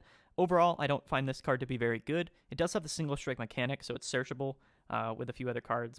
But overall, I don't really see this card seeing much play. I mean, this is kind of a worse Cynthia's Feelings to everyone who's been playing for a while. Cynthia Feelings did the same thing, except it was 8 cards instead of 4 and 7. So it's 4 and 8. I mean, I think that this card is arguably one of the better supporters we've seen in a while. You think so? I know I think it's fine. Because right now we're kind of stuck in a Professor's Research Marnie boss. Every single deck is like basically running those unless they're a welder deck, and then they're running welder boss. Right. And the only other supporters that we ever see are like Mallow, Lana, Birdkeeper. That's basically as far as you ever see in our standard format. Bruno has the opportunity to kind of change things up for certain decks. Maybe single prize card decks will run Bruno instead of playing Marnie. Maybe decks that don't want to pitch their hand away with Research are going to be playing Marnie, Bruno. It just kind of gives us like... Yeah, it gives it more depth. It's not the best option, it's the next best up option. I agree. I feel like I was comparing it to like Cynthia. Like to where like it's definitely not as good as a card like that. But right now in our legal format, then yeah, I mean it's not terrible. Yeah, we're kind of in a supporter desert. We are like our Yeah. supporters that we have that are very good, but it's also very good for every single deck. So I mean, this might allow us to see some kind of deck building diversity, and it's the step in the right direction. I agree. Next up is Phoebe. During this turn, damage from attacks of your Pokemon VMAX aren't affected by any effects on your opponent's active Pokemon. This one's over my head, Zach. Can you So I mean, elaborate? in a case where you're playing against a Decidueye, I think this would allow something like a Colossal VMAX to knock out a Decidueye. It does it during this turn. Damage from attacks of your opponent's VMAX. Oh yeah. Yes. Okay, I read it wrong. Yeah. This So it kind of allows your VMAX deck to plow through kind of stuff that's in its path at the cost of playing a supporter. I like. Do I think this card's it's not bad. It's inherently good. It just depends at what cost and which deck. Kind of like if you play Aegis/V to get around Decigoons and ADP, this is now an option, one of the only options we have for VMAX decks to get through the same kind of thing. Yeah, man. The only problem with this is like, is it really a card that you're gonna run like 2, 3, or 4 of in your deck? And if you aren't, like, how often are you gonna be able to find this card? You know what I mean? I mean, I think a lot of the cases, like when I'm playing a deck like Colossal or something like that, I'll just use Colossal VMAX as an example because that's what I've been playing recently. Right. I could probably draw a few prize cards, like knock out a few a Jirachi here, maybe an Obstagoon, maybe a Rowlet. So I could probably draw 3 prize cards.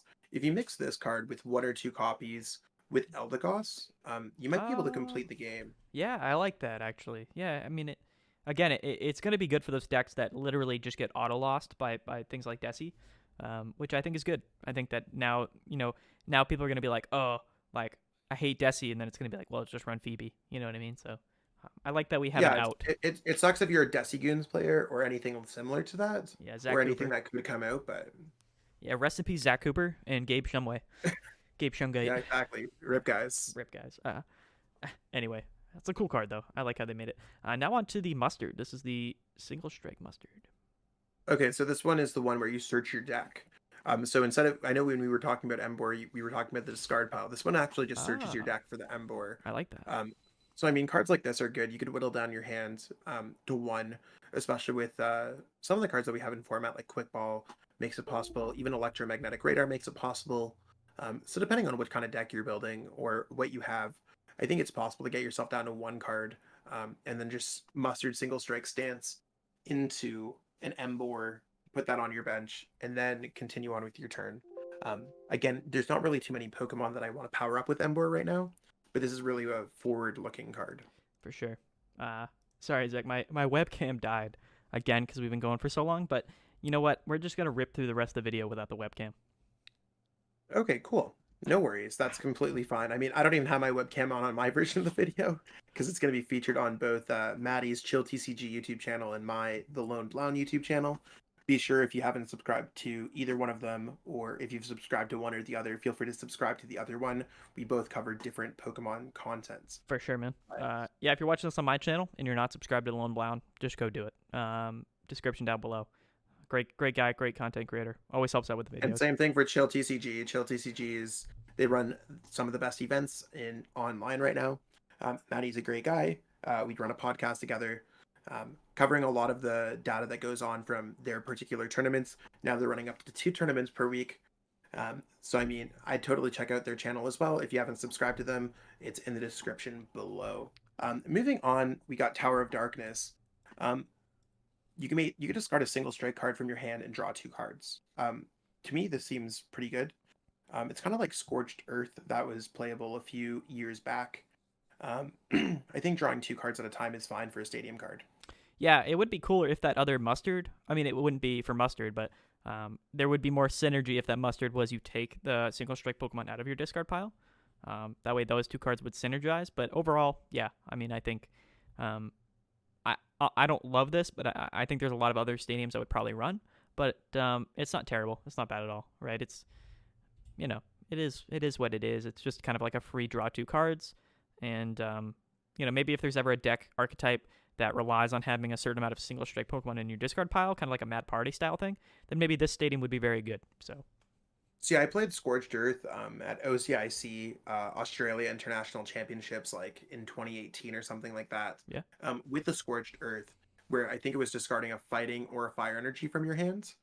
So I played it with kind of like a Buzzwole Garbodor deck. So just kind of a little bit of a slower build, but this allowed me to see extra cards that I need to at certain times. So I mean, I think it's interesting just to kind of thin through your deck a little bit more. Obviously, it has to be based around single strike Pokemon, but we'll see exactly. It's a card that can grow better with age, like most of these other cards. for sure. Next up, the special single strike energy. So there's one for rapid and single strike. This one, it's really cool. So it counts as both a dark type energy and a fighting type energy, but only provides one at a time. And the attacks of the Pokemon that this card is attached to do 20 more damage. So a very kind of significant damage boost from a special energy. It's good to see. I like cards like this. I think it's going to be very powerful. It's going to see play in every single strike deck, right? And it is a single strike card, so you can search it out with the other Pokemon. You can take it out of your deck with Mustard, whatever it might be. I think that this card is very good, and it should see play in any single strike, deck. Yeah, I agree with that. It seems good to me. It's one of those things where maybe not every single strike deck because it only counts as fighting in dark, but the fact that it's fighting in dark means that Right. there could be other single strike energies that get released as well with the same exact name. Right. That could have different energy requirements as well. It seems like fighting in dark seemed like the type for this set. Maybe they'll add more special energies in the future to maybe work with like Embor. Right. I agree with that, man. I think I think you hit the nail on the head there. We're now halfway through, so now we're on to the Rapid Strike Master half of the set. We'll see which version of the set is better, the Rapid Strike or the Single Strike. I mean, I think Single Strike.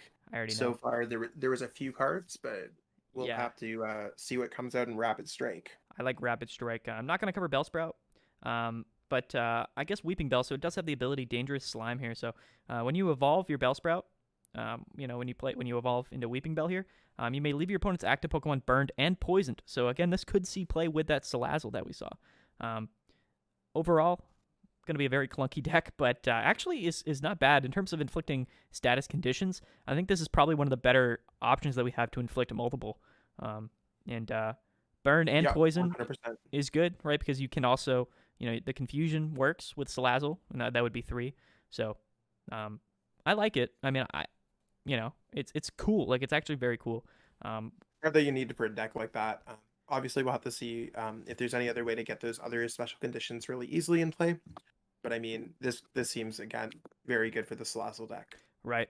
Victory Bell. You evolve from Weaving Bell into Victory Bell.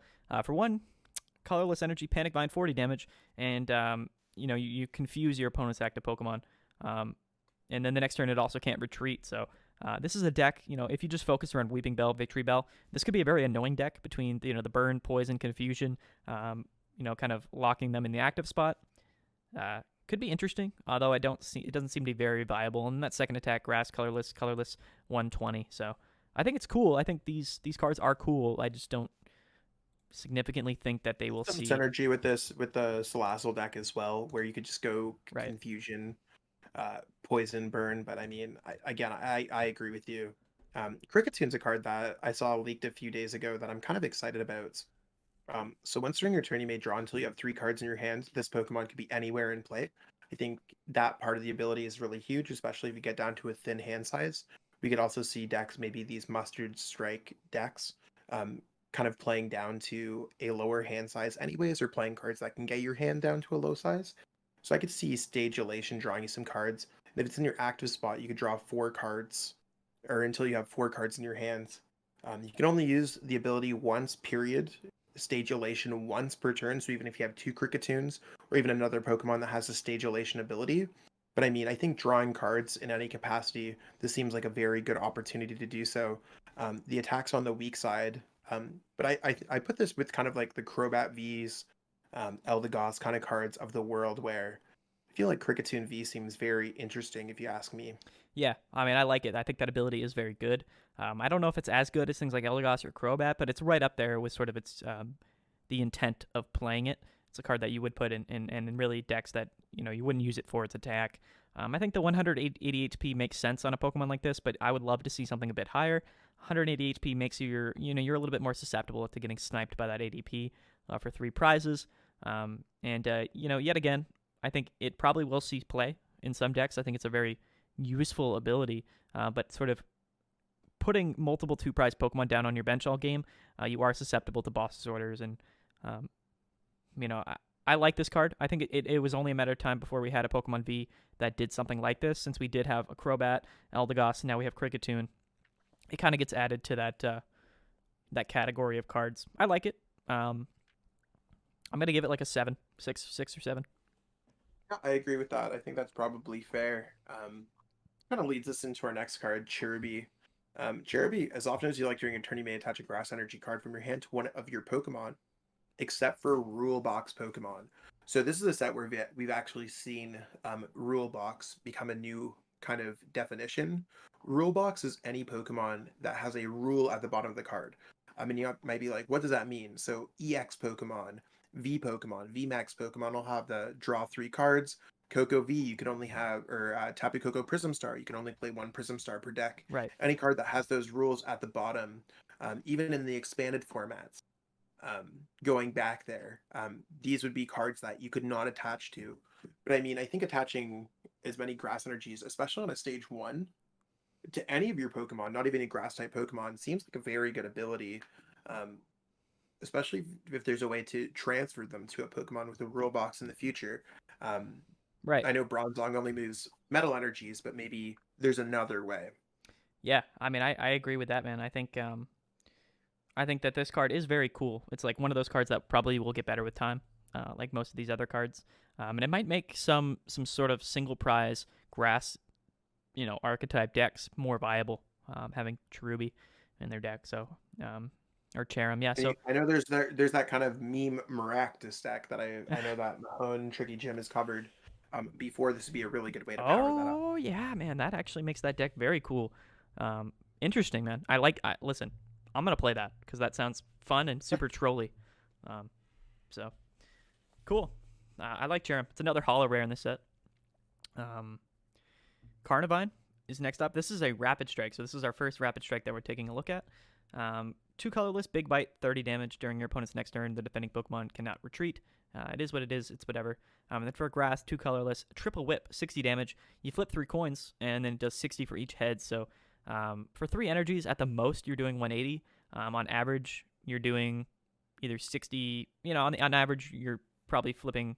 Well, yeah. So I guess technically, on average, you're doing 120 for 3 energy. So it's not great. But the art is very cool. Anytime we talk about the art, it's one of those things where we're just moving on to the next card. Yeah. Lurantis, heal 30, heal 30, 70 damage, and we're moving on to the next card already. Cards like this are basic fodder in the set, Yeah. uncommon. Happy Bulu. Yeah, okay. Cool to see a Bulu in here. Yep. 20 damage, your opponent switches their active with one of their benched. So kind of a single-sided switch for them. Okay.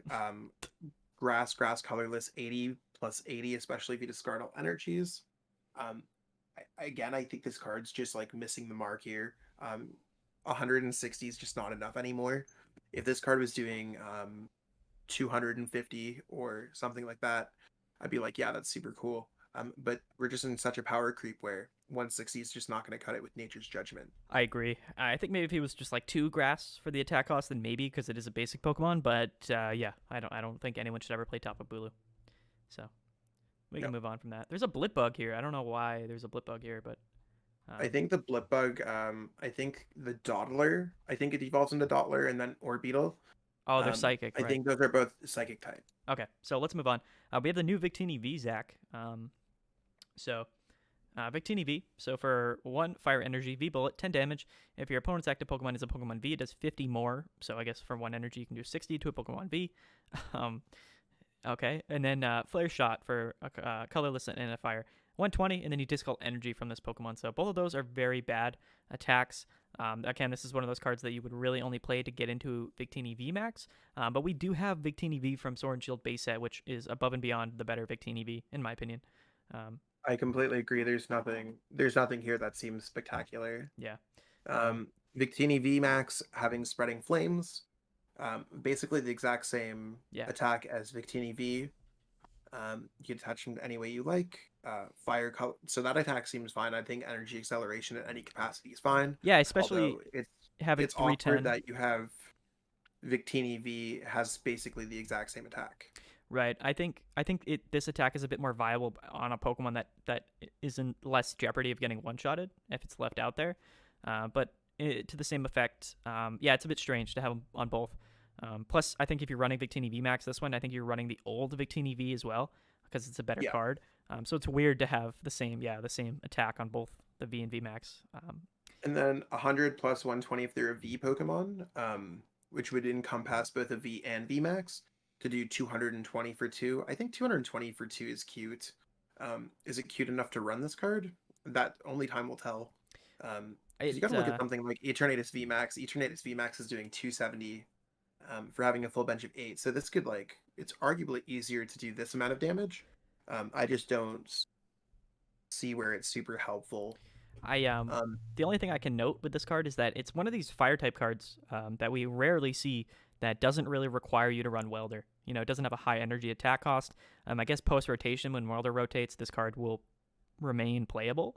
But other than that, I'm not very high on this card. Yeah, you already have Victini V in a lot of these Scorch decks. Right. Or fire type decks in general. I don't see any reason not to play in Victini V Max. This seems more like a potential tech than anything else that's huge. I agree, man. Heatmore, 20, whatever. Bellow Burner. 70 damage, flip 2 coins for each head, discard an energy from your opponent's active Pokemon. Could be interesting. Energy denial decks are not terrible, but for 3 energy, it seems a little bit steep to be doing this. And, it is a basic Pokemon. I don't know. Could see some play, to be fair. Energy denial. I never knew that his tail was like a pipe. Me either, bro. I've never seen that in my life. I've never seen that either. I'm a little bit terrified now. Yeah, same. We're going to move on. Yeah. New Centiskorch. Centiskorch. I mean, as long as this Pokemon is in play, whenever your opponent flips heads for a burn Pokemon, that Pokemon remains burned. Burn's not a huge special condition. But I mean, if it does become a huge special condition, the Centiskorch is definitely going to keep that burn in play. Bursting Inferno, 130 damage. They're now burned. I don't see any way that you're ever getting 4 energies on this Pokemon, and it stays alive. So I think this card is probably bad, but its ability Overheater could be good if burn does ever become important at any given points. I agree. Yeah, I mean, again, yeah, it's. I don't know. I don't know if unless burn exists. Yeah, I don't know if you're supposed to run Burning Scarf with this thing. I have no idea. But fun note: this is our 4th Centiskorch that got printed. So okay. Next up, we have Kingdra. Anyone who's watching, this is actually Kingdra's my favorite Pokemon. Ooh, okay. Fun fact about me: I have a tribal Kingdra tattoo on my upper arm. I won my first trip to Worlds in 2005 with a Kingdra Delta species deck. So, huge Kingdra fan. That is kind of dope. I assume that you like it for its tube mouth, right? Excuse me. Okay. Ability Lord of the Ocean Depths. That's probably the best ability name I've heard so far. When your active Pokemon is knocked out by damage from your opponent's attack, you may choose any number of water energy attached to that Pokemon and move them to this Pokemon. And then its attack does 40 more for each energy attached to it. So I guess this could be kind of a cool tech in Lapras, right? You just pile energies onto Lapras until it dies. And then when it does die, you can go into Kingdra and potentially hit for 200s, maybe even high 300s. You never know. Actually, I think more and more that I think about it, if I'm reading this card correctly, I think that this would just be its own standalone deck. I think you would just play Kingdra Frostmoth. Oh, just continuously. Yeah, okay. And then you could take all those energies in play, move them to the next Kingdra, keep on getting your Kingdra set up. So as long as you have another Kingdra. Wait a minute, Zach. You could have like 10 water energies. Oh no, Zach. Did this card just break the format? I mean, if you can potentially just get like 4 stage 2 Pokemon out there, like at a good rate, then this deck might be busted, bro. I mean, I don't. Yeah, like What? unless there's something I'm reading that's wrong, you could have like you keep on collecting the energies as Every you go turn. on. It's Yeah. so unless there's something that stops the ability, which I don't think there's really anything that's. I mean, I think there's the new Empoleon V that would stop this a little bit further down. Yeah, I don't see Empoleon V seeing too much play either. We'll get into that, but this kind of seems I like a mean, water type Blounce in a way. It's very different, but like the same kind of like threat almost. To and where the thing is too, you don't even need to have too many energies because as soon as you get them in play, they stay in play for the entire game. And it doesn't even have to be a Kingdra in the active spot, so you could even just power up other Pokemon. I think this seems very good upon first glance. The ability seems absolutely broken. I'm super excited to also. However, it should be noted it's damage from an opponent's attack, not knocked out. Period. Wait, so when this active Pokemon is knocked out by damage. Okay, so yeah, so if it is knocked out by poison or Or damage counters. Or yeah. the defending Pokemon is now knocked out. Okay. Um, I feel but I like mean, those things are damage in this format to be completely fair. right, and I But feel did like want to bring that up. yeah, I feel like 150 is in that spot too, where anything that would be attacking it would be knocking it out by damage. You know what I mean? Yeah.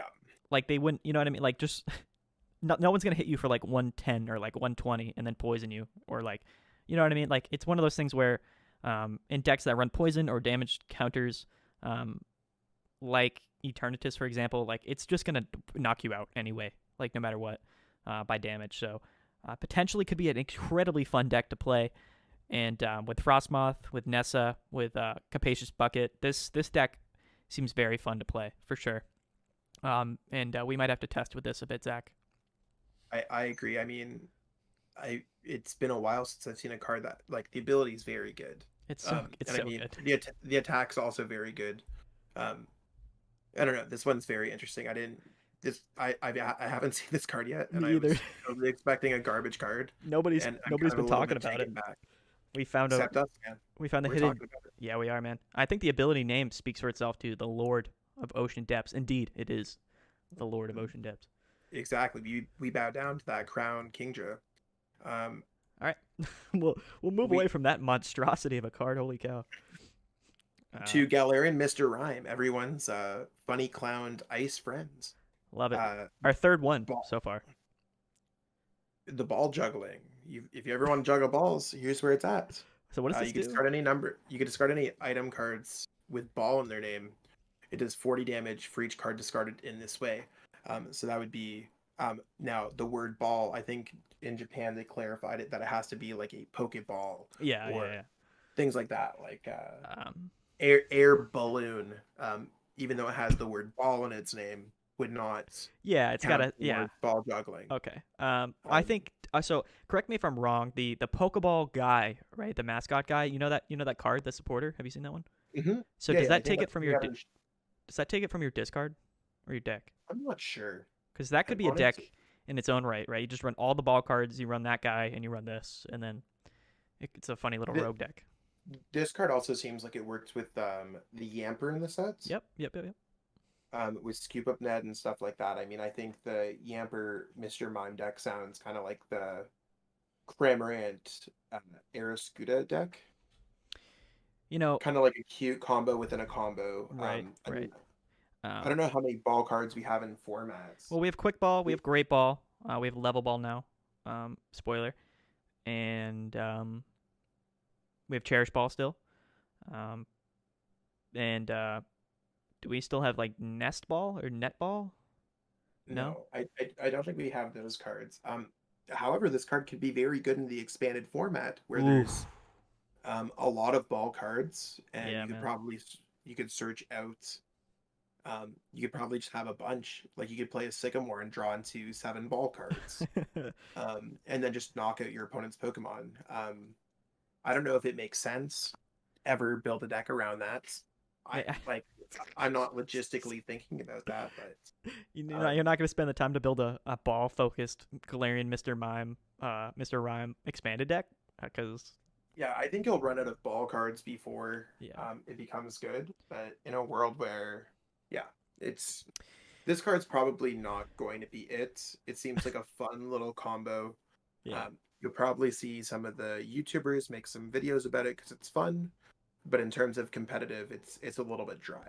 Right. I'll tell you what, Zach. This set specifically really makes me wish we had like a restricted format where it was only single prizers, because there's a lot of really cool single prize Pokemon in this set that have super cool abilities, but might not be like good enough to really have any impact in the standard format.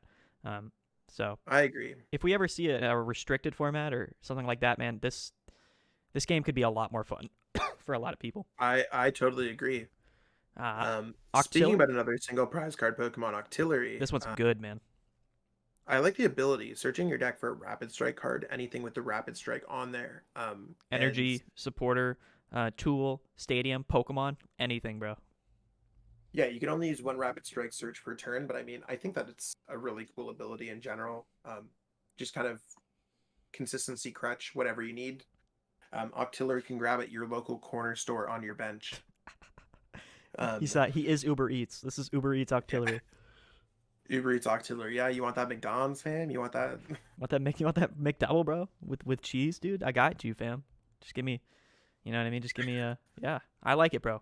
I think this is a card that just should be in Rapid Strike decks because, like, why not? You know what I mean? Like, you're not losing anything by putting this stage 1 Pokemon on your bench all game and just consistently getting what you need, whether it's Mustard, whether it's your Urshifu VMAX, whether it's your special energy, whether it's literally anything.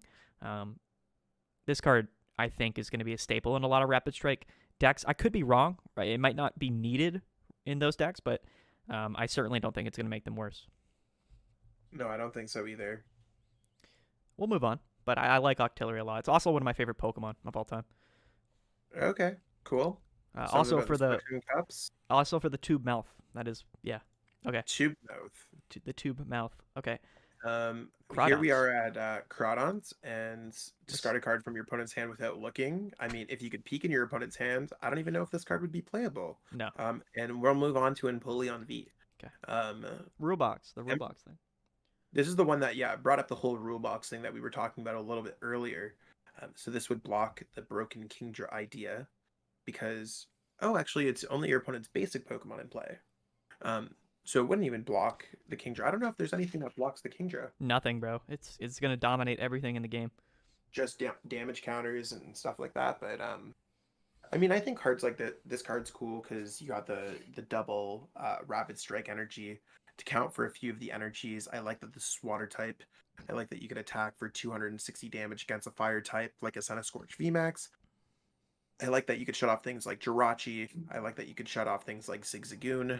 To me, it just seems like this card is good in some capacity. I just don't know how good it is. Right. I think it's important to have a card like this, to be fair.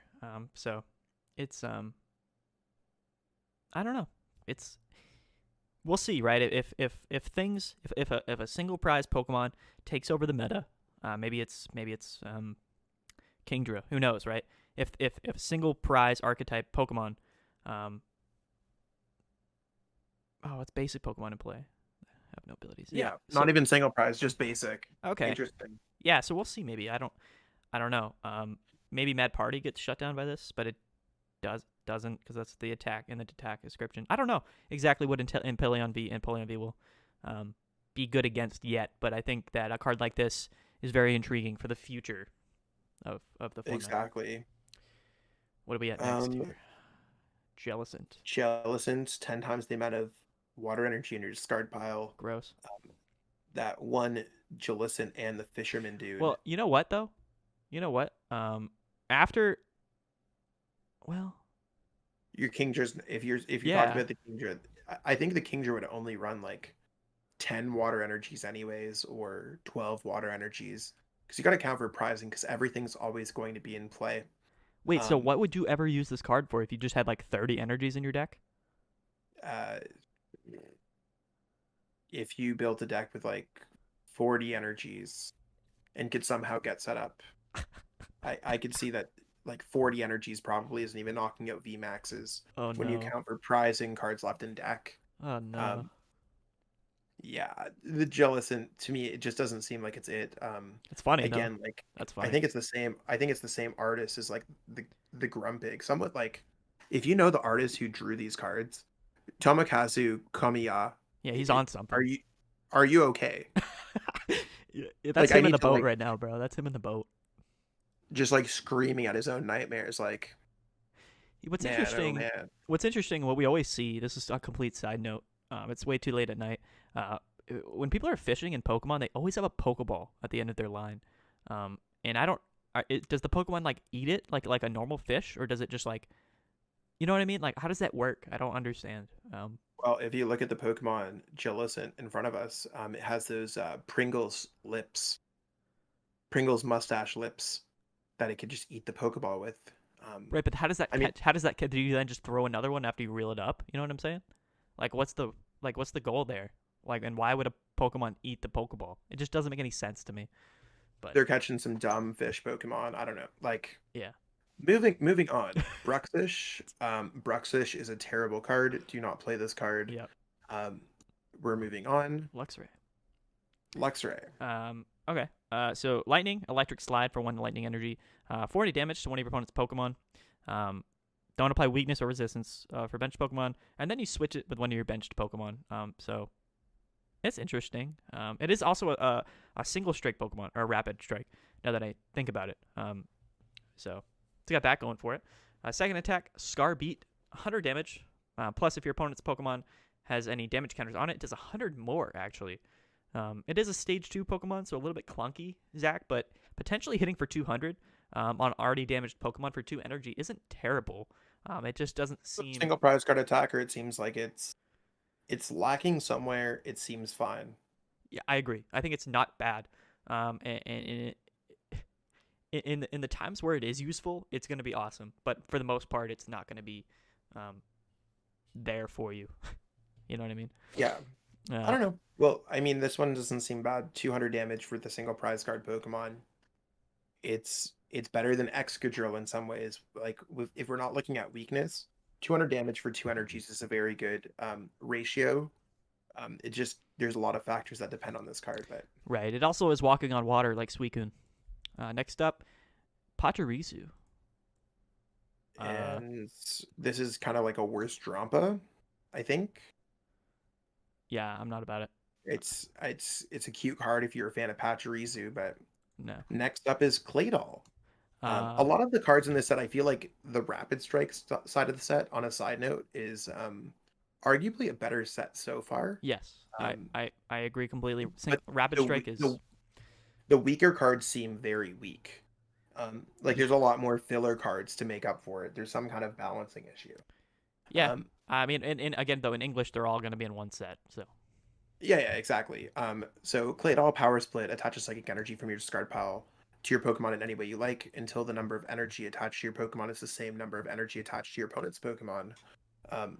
You could play around this by not having energy in play or having less energy in play than your opponent. I think kind of energy acceleration attacks that are attacks typically are not good, especially when it comes on Pokemon. Could be wrong. This might be one of the better ways to power up psychic Pokemon. I think that if this wasn't from your discard pile, if it was from your deck, this this could be kind of busted. But yeah, I mean, I don't know. It is what it is. I mean, maybe it's a great way to power up some psychic Pokemon. What about Alcremie, huh? What about Alcremie? Yeah, Alcremie is weak to Metal type. I don't like the fact that Bronzong is printed. But it works. This dual set. It works though with Alcremie. You could just tank for a couple turns against like Pikarom until they have 12 energies on board, and then you just Claydol. Sounds. I mean, if you let Pikarom have 12 energies in play, and you're attacking with power splits, good luck. Yeah. Okay. Moving on. Necrozma V. I actually haven't read this card yet. I like this one a lot. I read it a little bit earlier, so I'll read it for you. Prism Ray. Yeah, sure. You're doing all the reading, Zach. Let me read. Okay. Prism Ray, 20 damage. This deck does 20 damage to 2 of your opponent's benched Pokemon.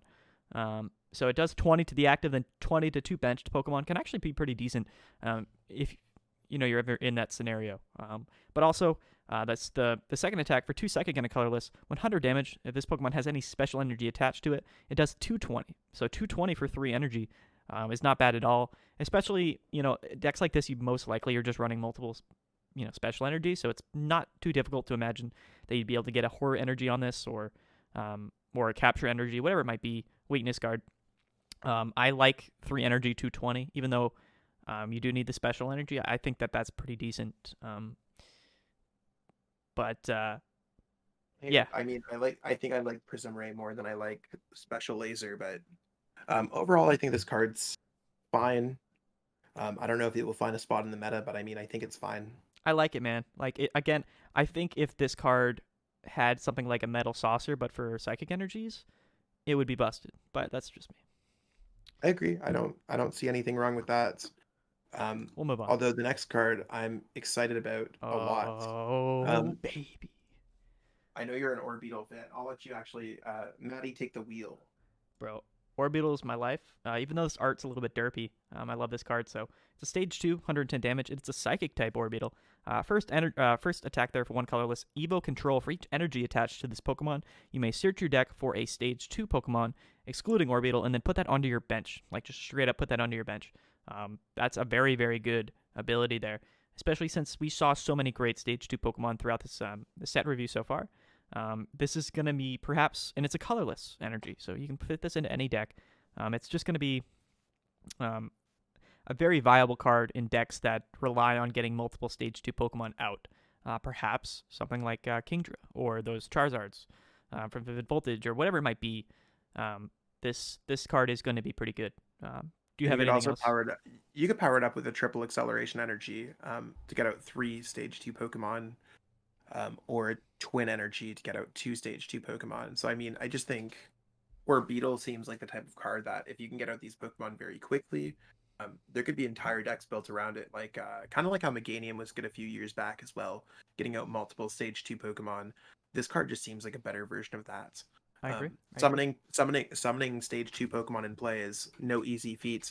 So whenever you see a card that does this, especially for such a easy requirement, sounds very good. I agree, man. Orbeetle is by far the best Pokemon ever of all time, so it makes sense that this card would be good. I'm gonna not look at Onyx because it's terrible, and Marowak. We're looking at Marowak. 90 flip 2 coins. We're also not going to look at Marowak. Damage done to this Pokemon reduced by 30. I mean, again, like we said, the weaker cards in this set are very weak. Yes. Conkeldurr, 90 damage. The defending Pokemon's evolved. They can't attack during your opponent's next turn. That's fine. I mean, and then 150 for 4. This is very close to not being talked about. The only thing that's giving it any kind of anything is Hammer Pressure. Hammer Pressure to me is a card that you'll just never get out a Conkeldurr and have 3 energies on it. Even if you use Orbeetle, I don't see, you'd have to get a twin energy and a karate belt on this Pokemon just to do a mediocre effect that your opponent could play Switch and just get out of. Exactly. The Switch is what gets rid of that sort of effect, right? So why? So yeah. Okay. I don't. Yeah. No. Mienshao. So this is another Rapid Strike one. So Pound for 20, and then Spinning Whip for 90. So your opponent's active Pokemon is now confused. Shuffle this Pokemon and all cards attached to it into your deck. I like cards like this, mainly just because it's like a hit-and-run tactic, and we do have some wall cards, right, that you can move back up into the active spot. It might be a little bit awkward to run this in Decidueye and stuff like that, since it does have the fighting energy in its attack cost, but the idea is, I don't know, actually. Now that I think about it, why would you even do this? Maybe Altaria. Maybe this is a decent option to pair with Altaria. You can do 90 and then go into Altaria. I don't know, Zach. Do you have any idea? I mean, I think that Mienshao is one of those cards. We saw a card like this. There's another stage 1 card that does the same thing as this kind of, I think, right? It does 90. It's not a Celigore, is it? It might be Excelgor, but I know it exists already. There's definitely something that exists very similar to this card, and it saw very light play. So I mean, I don't necessarily think the Mienshao is going to see a lot of play. Sure, it gets benefit from the special energy, so you could use special whip Oh, in over and one over turn. again. Yeah. But I don't know if 90 and confuse is where it's at. No, I think it's not terrible. Just because I think Pokemon that have that attack effect will see some use in some decks, but overall it's not good. And give this one like a 4. I like how like we sometimes we give the cards like numbers to rank them, but like we haven't been doing it all. Like we just do it like once every 20 minutes. I'd say Mienshao gets like a 5. Okay, all right. It's in the middle. Sandaconda. Do we want to even talk about this? Discard 6 cards from the top of your deck. Does 60 damage for each fighting energy.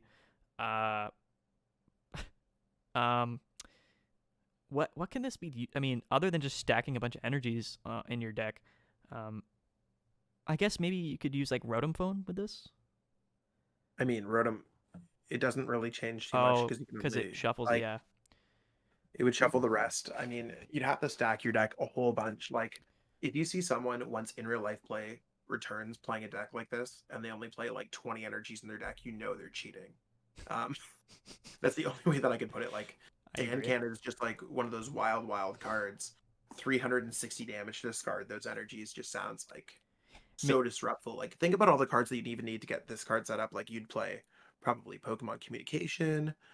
You'd play Silicobra, Sandacondas. you would play eight of supporters. 8 of these Pokemon just in the deck. Yeah, and the supporters and everything. Yeah, so you probably, like, at bare minimum, you'd have to play like 30 cards to make your deck functional. And if you played 30 energy, I mean, like, if you played 30 energies, you're not hitting that much. It might be one of those funny decks, like you just kind of play on the ladder, and you're like, I'm gonna just see if I can one shot something with freaking Sandaconda tonight, and laugh at them, and then forfeit the game after. If this was a basic, I think it'd be broken. Yeah, I agree with that. Okay, no. Moving on. It is a holo though, which is kind of disappointing. We have a new Phalanx, Zach. So Phalanx here. It's a Rapid Strike Phalanx. For fighting in a colorless, Rapid Strike formation, 20 damage. This attack does 20 damage. 20 times damage. So 20 more damage for each of your Rapid Strike Pokemon in play. So at the most, for 2 energies on a basic Pokemon, you are doing 120. Nice. Okay. Adios. Later, brother. Okay, now we're on to the good old Rapid Strike Urshifu V and VMAX, Zach. I know that you're hyped way more about these cards than I am, so I'll totally take the wheel here. To me, this is going to be one of the best VMAXs in the game when it comes out. And I did a bunch of math. I kind of like worked it all out in my head, and there's a lot of scenarios where it could be very good, specifically the VMAX. But I guess just to look at the V for a second, Strafe, 1 energy, 30 damage. You may switch this with one of your bench Pokemon. It's whatever, 3 energies, 150. Who cares? The VMAX though. So Gale Thrust for 1 fighting energy. Keep in mind this Pokemon has a retreat cost of 2 and an HP of 330.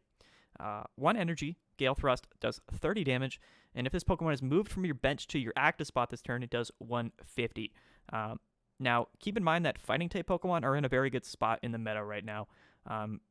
They hit for weakness against Eternatus, Pikarom, although Pikarom is running Mewtwo, I understand.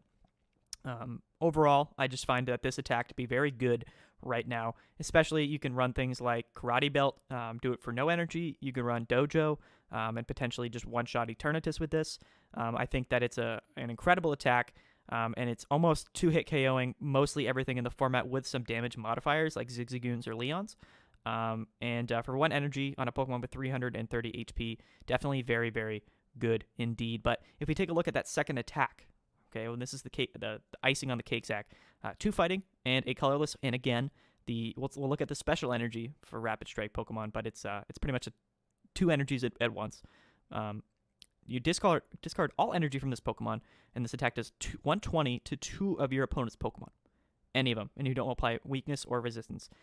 So I kind of want you to think about a scenario to where maybe you're playing against tag teams. Like, this card would be very good against tag teams as well. You hit for that 150 for the first energy, and then maybe you do it again, right? While you're setting up an Urshifu on your bench. Sure. Maybe you play Boss's Orders and you hit 2 tag team Pokemon for 150. Next turn, with your second Urshifu VMAX, you do 220 to both of those, effectively taking 6 prize cards in one attack. Could be huge. Could be huge. I think the potential is just crazy. And personally, I feel like this card will be better than Colossal VMAX. That's just my opinion. Zach, you play Colossal, so you know more than me. But I'm going to be playing this card a lot, and I want you to go now. Give me all your info. Tell me I'm wrong. I mean, I don't necessarily think you're wrong. Gale Thrust has been an attack that we've seen in a lot of successful cards. Even like Raichu and Raichu moving from the bench to the active, Zapdos moving from the bench to the active, Golisopod moving from the bench to the active.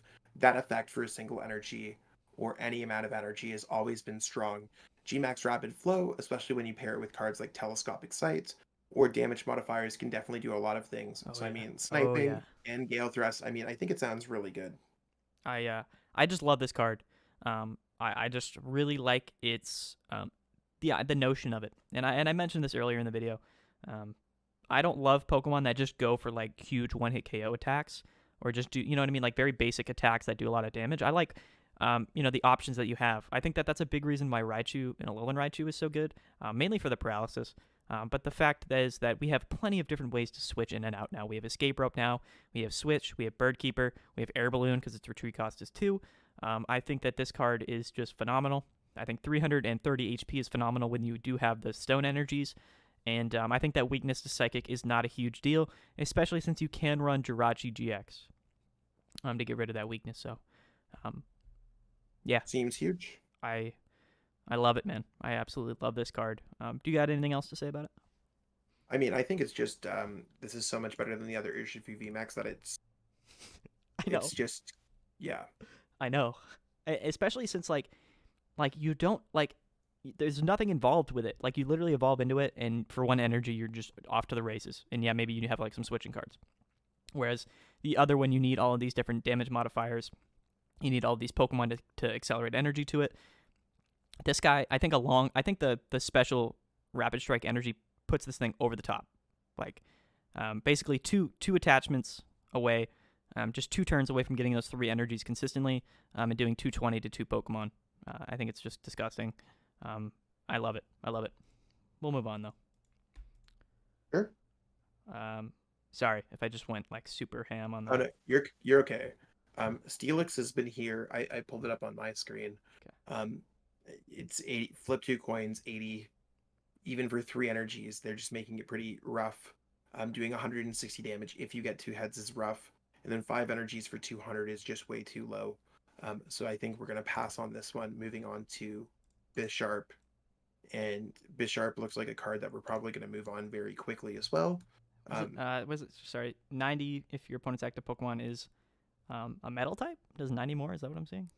Yes. Yeah. Okay. Yeah, that's ridiculous. So okay. The next one here also, Zach, I'm really excited about. Even though it might not be super good, I love this card. So sure. Corviknight V.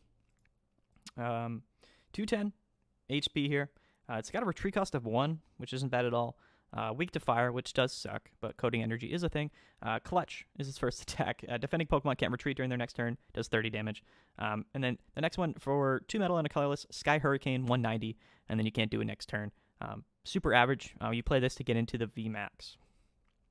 Not only is this one of my favorite looking VMAX cards of all time, it seems actually pretty playable.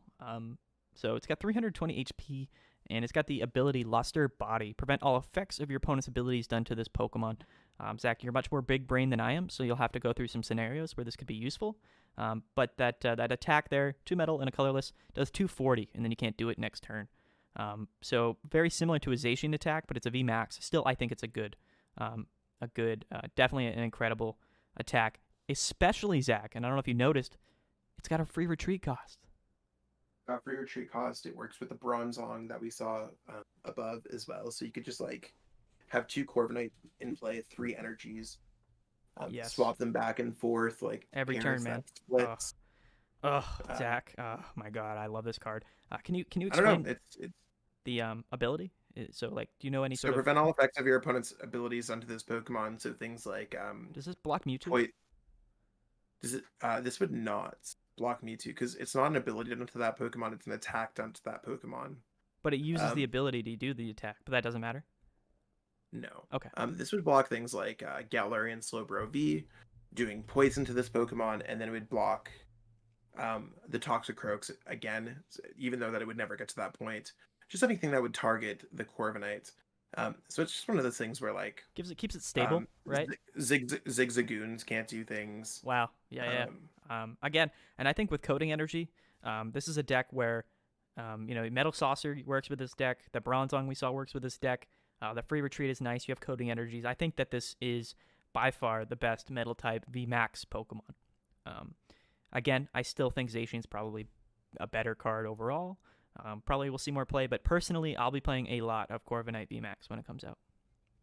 And I'd have to look at some of the Metal Pokemon VMAX that we've seen in the past. Like we've seen the Copperajah, and we've seen the Aegis VMAX and Scizor. I'd have to look and see exactly, like those cards have been so stale.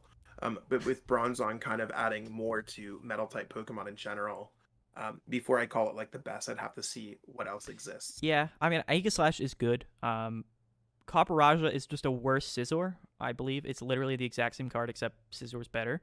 I don't know.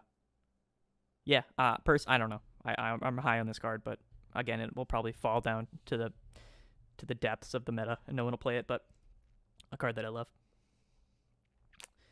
Sounds good. Where are we at now? There's Prugly. No. Draw 3 cards if heads this Pokemon's asleep. It does have Catterday, which should be noted. There is, which is really, you could attack for free, I guess. Yeah, Catterday. Yeah. I don't think you want to draw 3 cards with Prugly for free, but it is an option. Bouffalant, it does an extra 60 damage to grass Pokemon. I think that's cool. 120 damage. This Pokemon does 30 damage to itself. I was going to say that a deck like this would be great to play, or a card like this would be great to play in a welder-based deck. But it's one of those things where you don't care about doing extra damage to grass Pokemon when you're a fire type deck. I don't really know where Bouffalant fits in, but doing 180 for 3 is not terrible. Yeah. Sap Sipper, it's cool. Like that's a VGC ability, so it's cool to see it in the TCG. But yeah, I mean it's a card that it's there. It exists. Yeah, it's not terrible. I just don't know if it's ever something that like you would like play this over other cards, right? But okay. Then there's in DD. Draw 2 cards, 10 damage. This attack does 10 times the amount of the number of cards in your hand. So I mean, even if you had 20 cards in your hand, it's doing 200. And when do you ever have 20 cards in your hands? I agree. Yeah, I'm gonna hard pass on this guy. Sure. I do like Billing Fan. I like the Sinistea cameo though, in the art. Sinistea and Poltegeist are some of my favorite Pokemon. I mentioned it a few times before in the past, but like I'm a little bit of a hype beast clothing collector in the fact that there's like kind of authentic and non-authentic forms of the Poltegeist and Sinesteas is very interesting to me, especially as like someone who not like collects clothes but has a decent collection. Yeah. It's definitely super cool in the games, especially like if you were to get a shiny Poltegeist that is the official one with like the mark on it, that's just super hype, like incredible hype. But okay. So here we are at the final stretch. We're at like the final 10 cards. We got this. Billing Fan's a card that we've seen before. It's one of those things where we've covered it before. Returning a special energy card from your opponent's Pokemon to the bottom of their deck is huge. Crushing Hammer, we've already seen how it's been a terror on our format for a while now. It's one of those things where just returning a special energy card is huge. Special energies are huge. I think this card's going to be great, especially that it's Rapid Strike and searchable by that Octillery. Yeah. Do you think that this puts some decks over the top that are strictly focused on energy denial? You know, like I know that like Dragapult now is super big on just denying energy between hammers, Yell Grunt and Lycanroc, right? Do you think that this is just like gonna make those decks better, or do you think it's a card that you would just put in like maybe like welder decks or something to get rid of the coding energies? Like, what do you think that this is gonna be played in the most of? I mean, I think any deck that plays Octillery should at least be running a copy of this, just for weird situations where your opponent has a special energy. Okay. I think that's really cool. Yeah. Yeah, Okay. I think in those type of decks, I think that in any deck that runs Energy Denial already, this is always going to be an option. Will a deck like Dragapult Energy Denial deck play this? Yeah, it could probably run, depending on how many special energies are in format or how special energies react to Billowing Fan just being a card. Because we haven't had an Enhanced Hammer for a while now. So that means that like all those Speed Lightning energies are just like, yeah, sure, you could get them off with Crushing Hammer, but it's the same odds as just me having a basic lightning. So we might see decks switch to play more basic energies, especially like Eternatus variants and stuff like that. If those are still around. So I think Billowing Fan is just Yeah. it's very meta dependent on how people react to Billowing Fan existing. Right. The first couple weeks, I would just say that you could probably play Billowing Fan in a greater capacity, and it will probably dwindle to at most probably 3 copies in an Energy Denial deck, but probably 2 copies, and then sometimes as a one of in random decks. For sure. Zach, I do want to mention though, like special energies are incredibly common and incredibly good right now in the format. Between speed energy, horror energy, hiding energy, stone energy, and now the new rapid and single strike energies. I just think that they're extremely common. So I think, Billowing Fan, like you said, it might deter people away from running so many special energies, but I think it's probably just going to have like the inverse effect where people are still going to run the special energies, but this card is just going to be really good. We'll move on. Energy Recycler is a card that we've had in the past. Yep. Shuffling 5 basic energy cards from your discard pile into your deck. There's going to be some decks that love this. This could be a playability in Blounds, possibly. Yeah. It could be played in a few decks. Any deck that has a lot of energies in its discard pile can just get them back. I think that's huge for some decks. Other decks, this card's just not a consideration. Right, it's one of those very niche cards that's extremely useful in decks that need a card like this, but other than that, it's not a card that you would play, right? Exactly. Yeah, I mean, I think it's good to have a card like this back in the format, personally, as long as it doesn't make Blounds ridiculous, which I don't think it would. Because again, you're running Fire Crystal, right? So it's probably not needed. Yeah, exactly. But, I mean, we'll see. It's at least it's an option in the formats. Right, I'm glad that we have that. And then Level Ball also, bringing it back, right? Yep, Level Ball, another one of these reprint cards, searching for any Pokemon with 90 HP or less. Obviously, it's going to be a welcome addition into the standard formats. Mad Party? Although, I mean, Mad Party would definitely be interesting. I'm sure there's got to be a handful of cards that could be good to grab it. Yeah, I'm trying to think, man. Like, so what? some of the cards that I could think of that you could grab would be Frostmoth. Dang. It could grab the Electrode line that we were talking about before. True. It could grab Magneton, the one that pops for this supporters. Yep. There's probably the Golbat Zubat that we saw that draws cards. Great thought. Yeah, man. This the more I think about it, this is a card that'll squeeze in to decks, right? It will see play, and I think that it's cool. Like, again, it was in the format before, or it was legal before in older formats, and I think it's just this set brought a lot of older cards back that necessarily aren't going to be like super important, but they're like really nice to have for a lot of decks that otherwise weren't viable before. You know what I mean? Exactly. Cool. I'll let you speak about Tool Jammer. Awesome. You gave me the busted card. Perhaps the best card in the entire set. Tool Jammer. So, as long as the Pokemon that this card is attached to is in the active spot, Pokemon tools attached to your opponent's active Pokemon, excluding Tool Jammer, have no effect. Literally, I don't know whenever you would ever want to run this card. It's like Chaotic Swell, except it's like terrible and it's for tool cards. I don't know why personally you wouldn't just run Tool Scrapper. I don't know, Zach.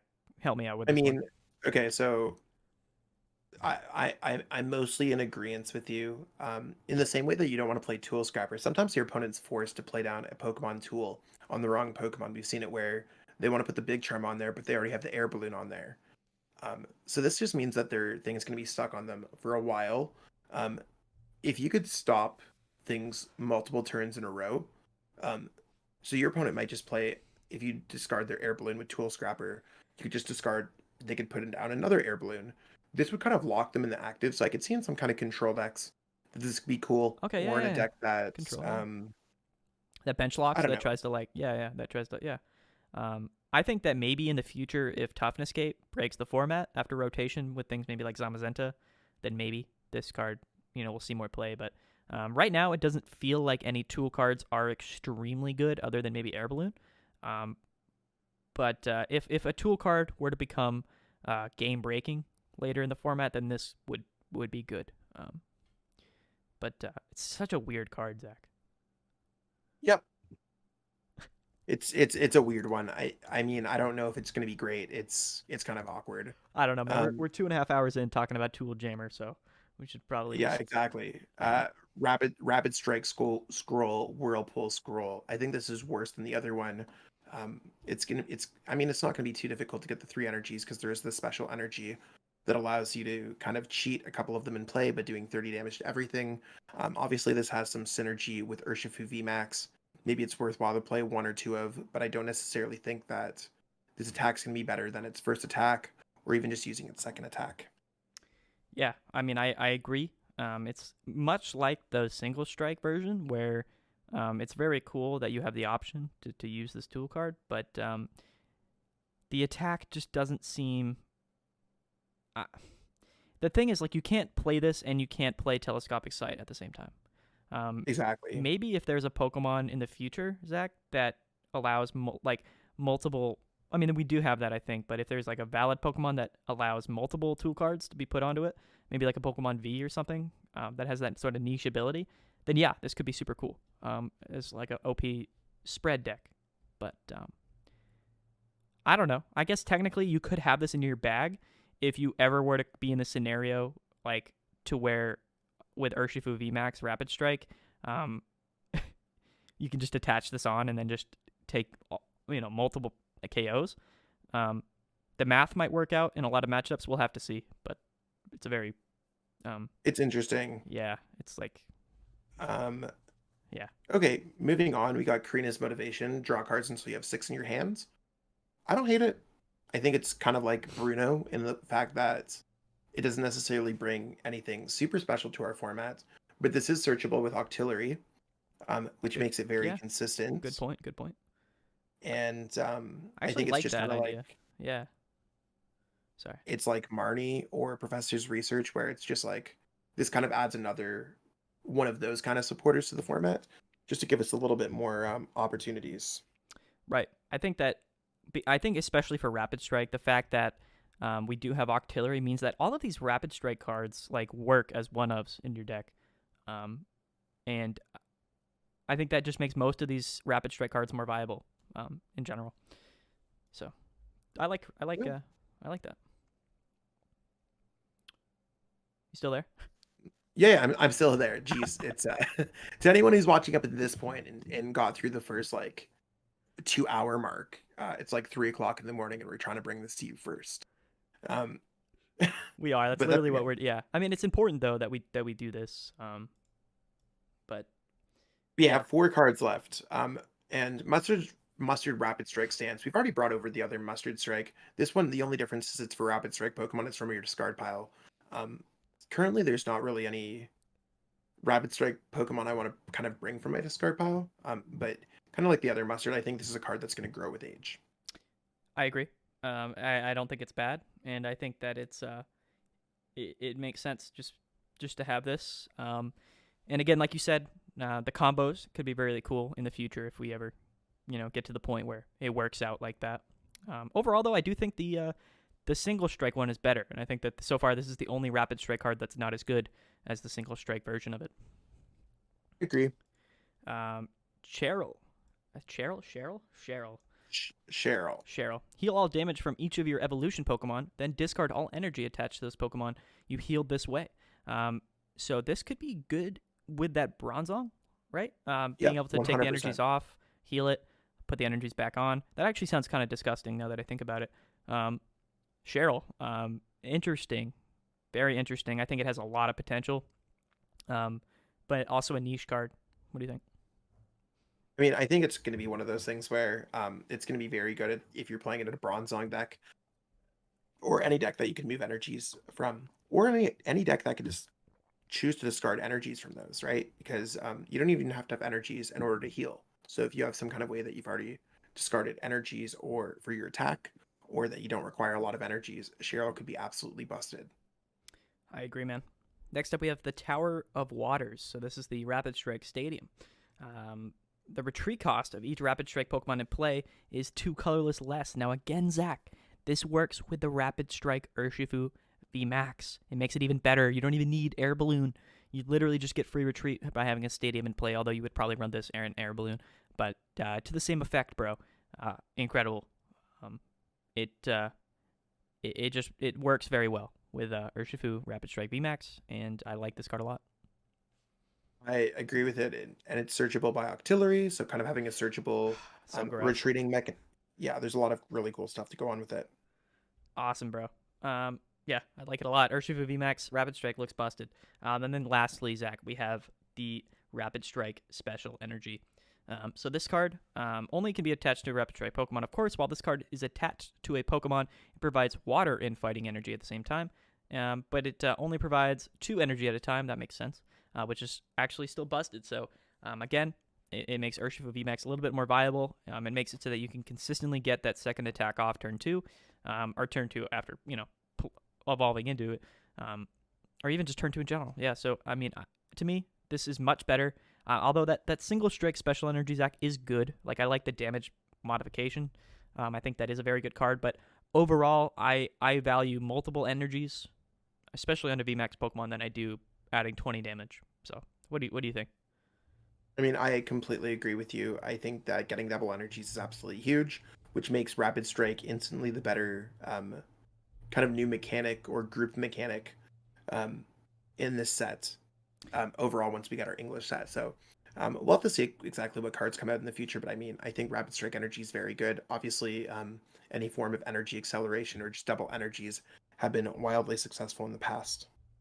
Yeah, man. I think again, this is literally, and the thing is, Urshifu VMAX is the only Rapid Strike VMAX Pokemon that we will have, most likely, unless other cards get released.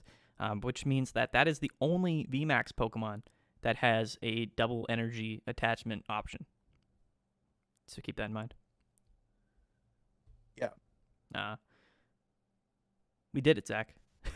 we got through the set, so I mean, to anyone who watched all the way up to this point, thank you for thank you for improving our average video watch on YouTube. I really appreciate that metric. Yeah, man. If you just skim through and just got to this point, you win, I guess. I don't know. Yeah. At this point, if you made it this far, there's a secret $100 waiting for you. Check your email. No. Exactly. Yeah, man. I want to thank everybody for watching. I think it was important that we did this, Zach. I know you're probably regretting accepting doing this video at this point. But yeah, man, I actually had a lot of fun, even though it's very late at night. We're probably both very tired. I had a lot of fun, and I learned a lot. And I think that this is going to help both of us going in to March when the set is released. We're going to know, right? We're going to know ahead of time sort of what the strategies are. And same goes for all the players or all the people who watch this video, right? They're going to be much more prepared going in to March when the set is released. So, yeah, man, I want to thank you, Zach, for being here for this video. I appreciate you being here as well. It's always great to have someone else to bounce ideas off of if you go through a set. Sometimes you're going to miss ideas or not have that moment where you understand what's going on. For sure, man. And kind of like an extra little podcast for people this week. For sure. Check out the podcast if you haven't already. Yeah, check out the pod, man. It's another hour of us rambling. But yeah, man, I don't have too much to say, Zach. Subscribe to the channel. Oh, sorry. For sure. Subscribe to, yeah, I was about to say the same thing. If you haven't already subscribed to Chill TCG, the Lone Blown, or if you haven't watched our podcast, all of the things are going to be below in the description as well. Again, shout out to the translator at Poke Beach for allowing us, because I don't speak Japanese. I can't read Japanese. And the fact that moments after the set is released, that there's been 140 cards that have been instantly translated. Someone's doing a great job over there. So shout out to them. Yeah, an incredible job, man. Makes things like this possible. And hopefully this video is well received, because I don't know if anyone else has done this yet. All of these cards were released only hours ago, and I think we hit the nail on the head, Zach. So until next time, everyone. Yeah, until next time, guys. Thank you so much for watching, and we will see you guys soon. Really hope that you enjoyed watching that video. I totally enjoyed making it. If you enjoyed it, be sure to like the video, share the video with everyone that you know, and subscribe to the channel as well. Totally appreciate all the support. We got a lot of cool things happening on the channel, so stay tuned for more. Be sure to check out the social links in the description. Thanks, and have yourself a great one.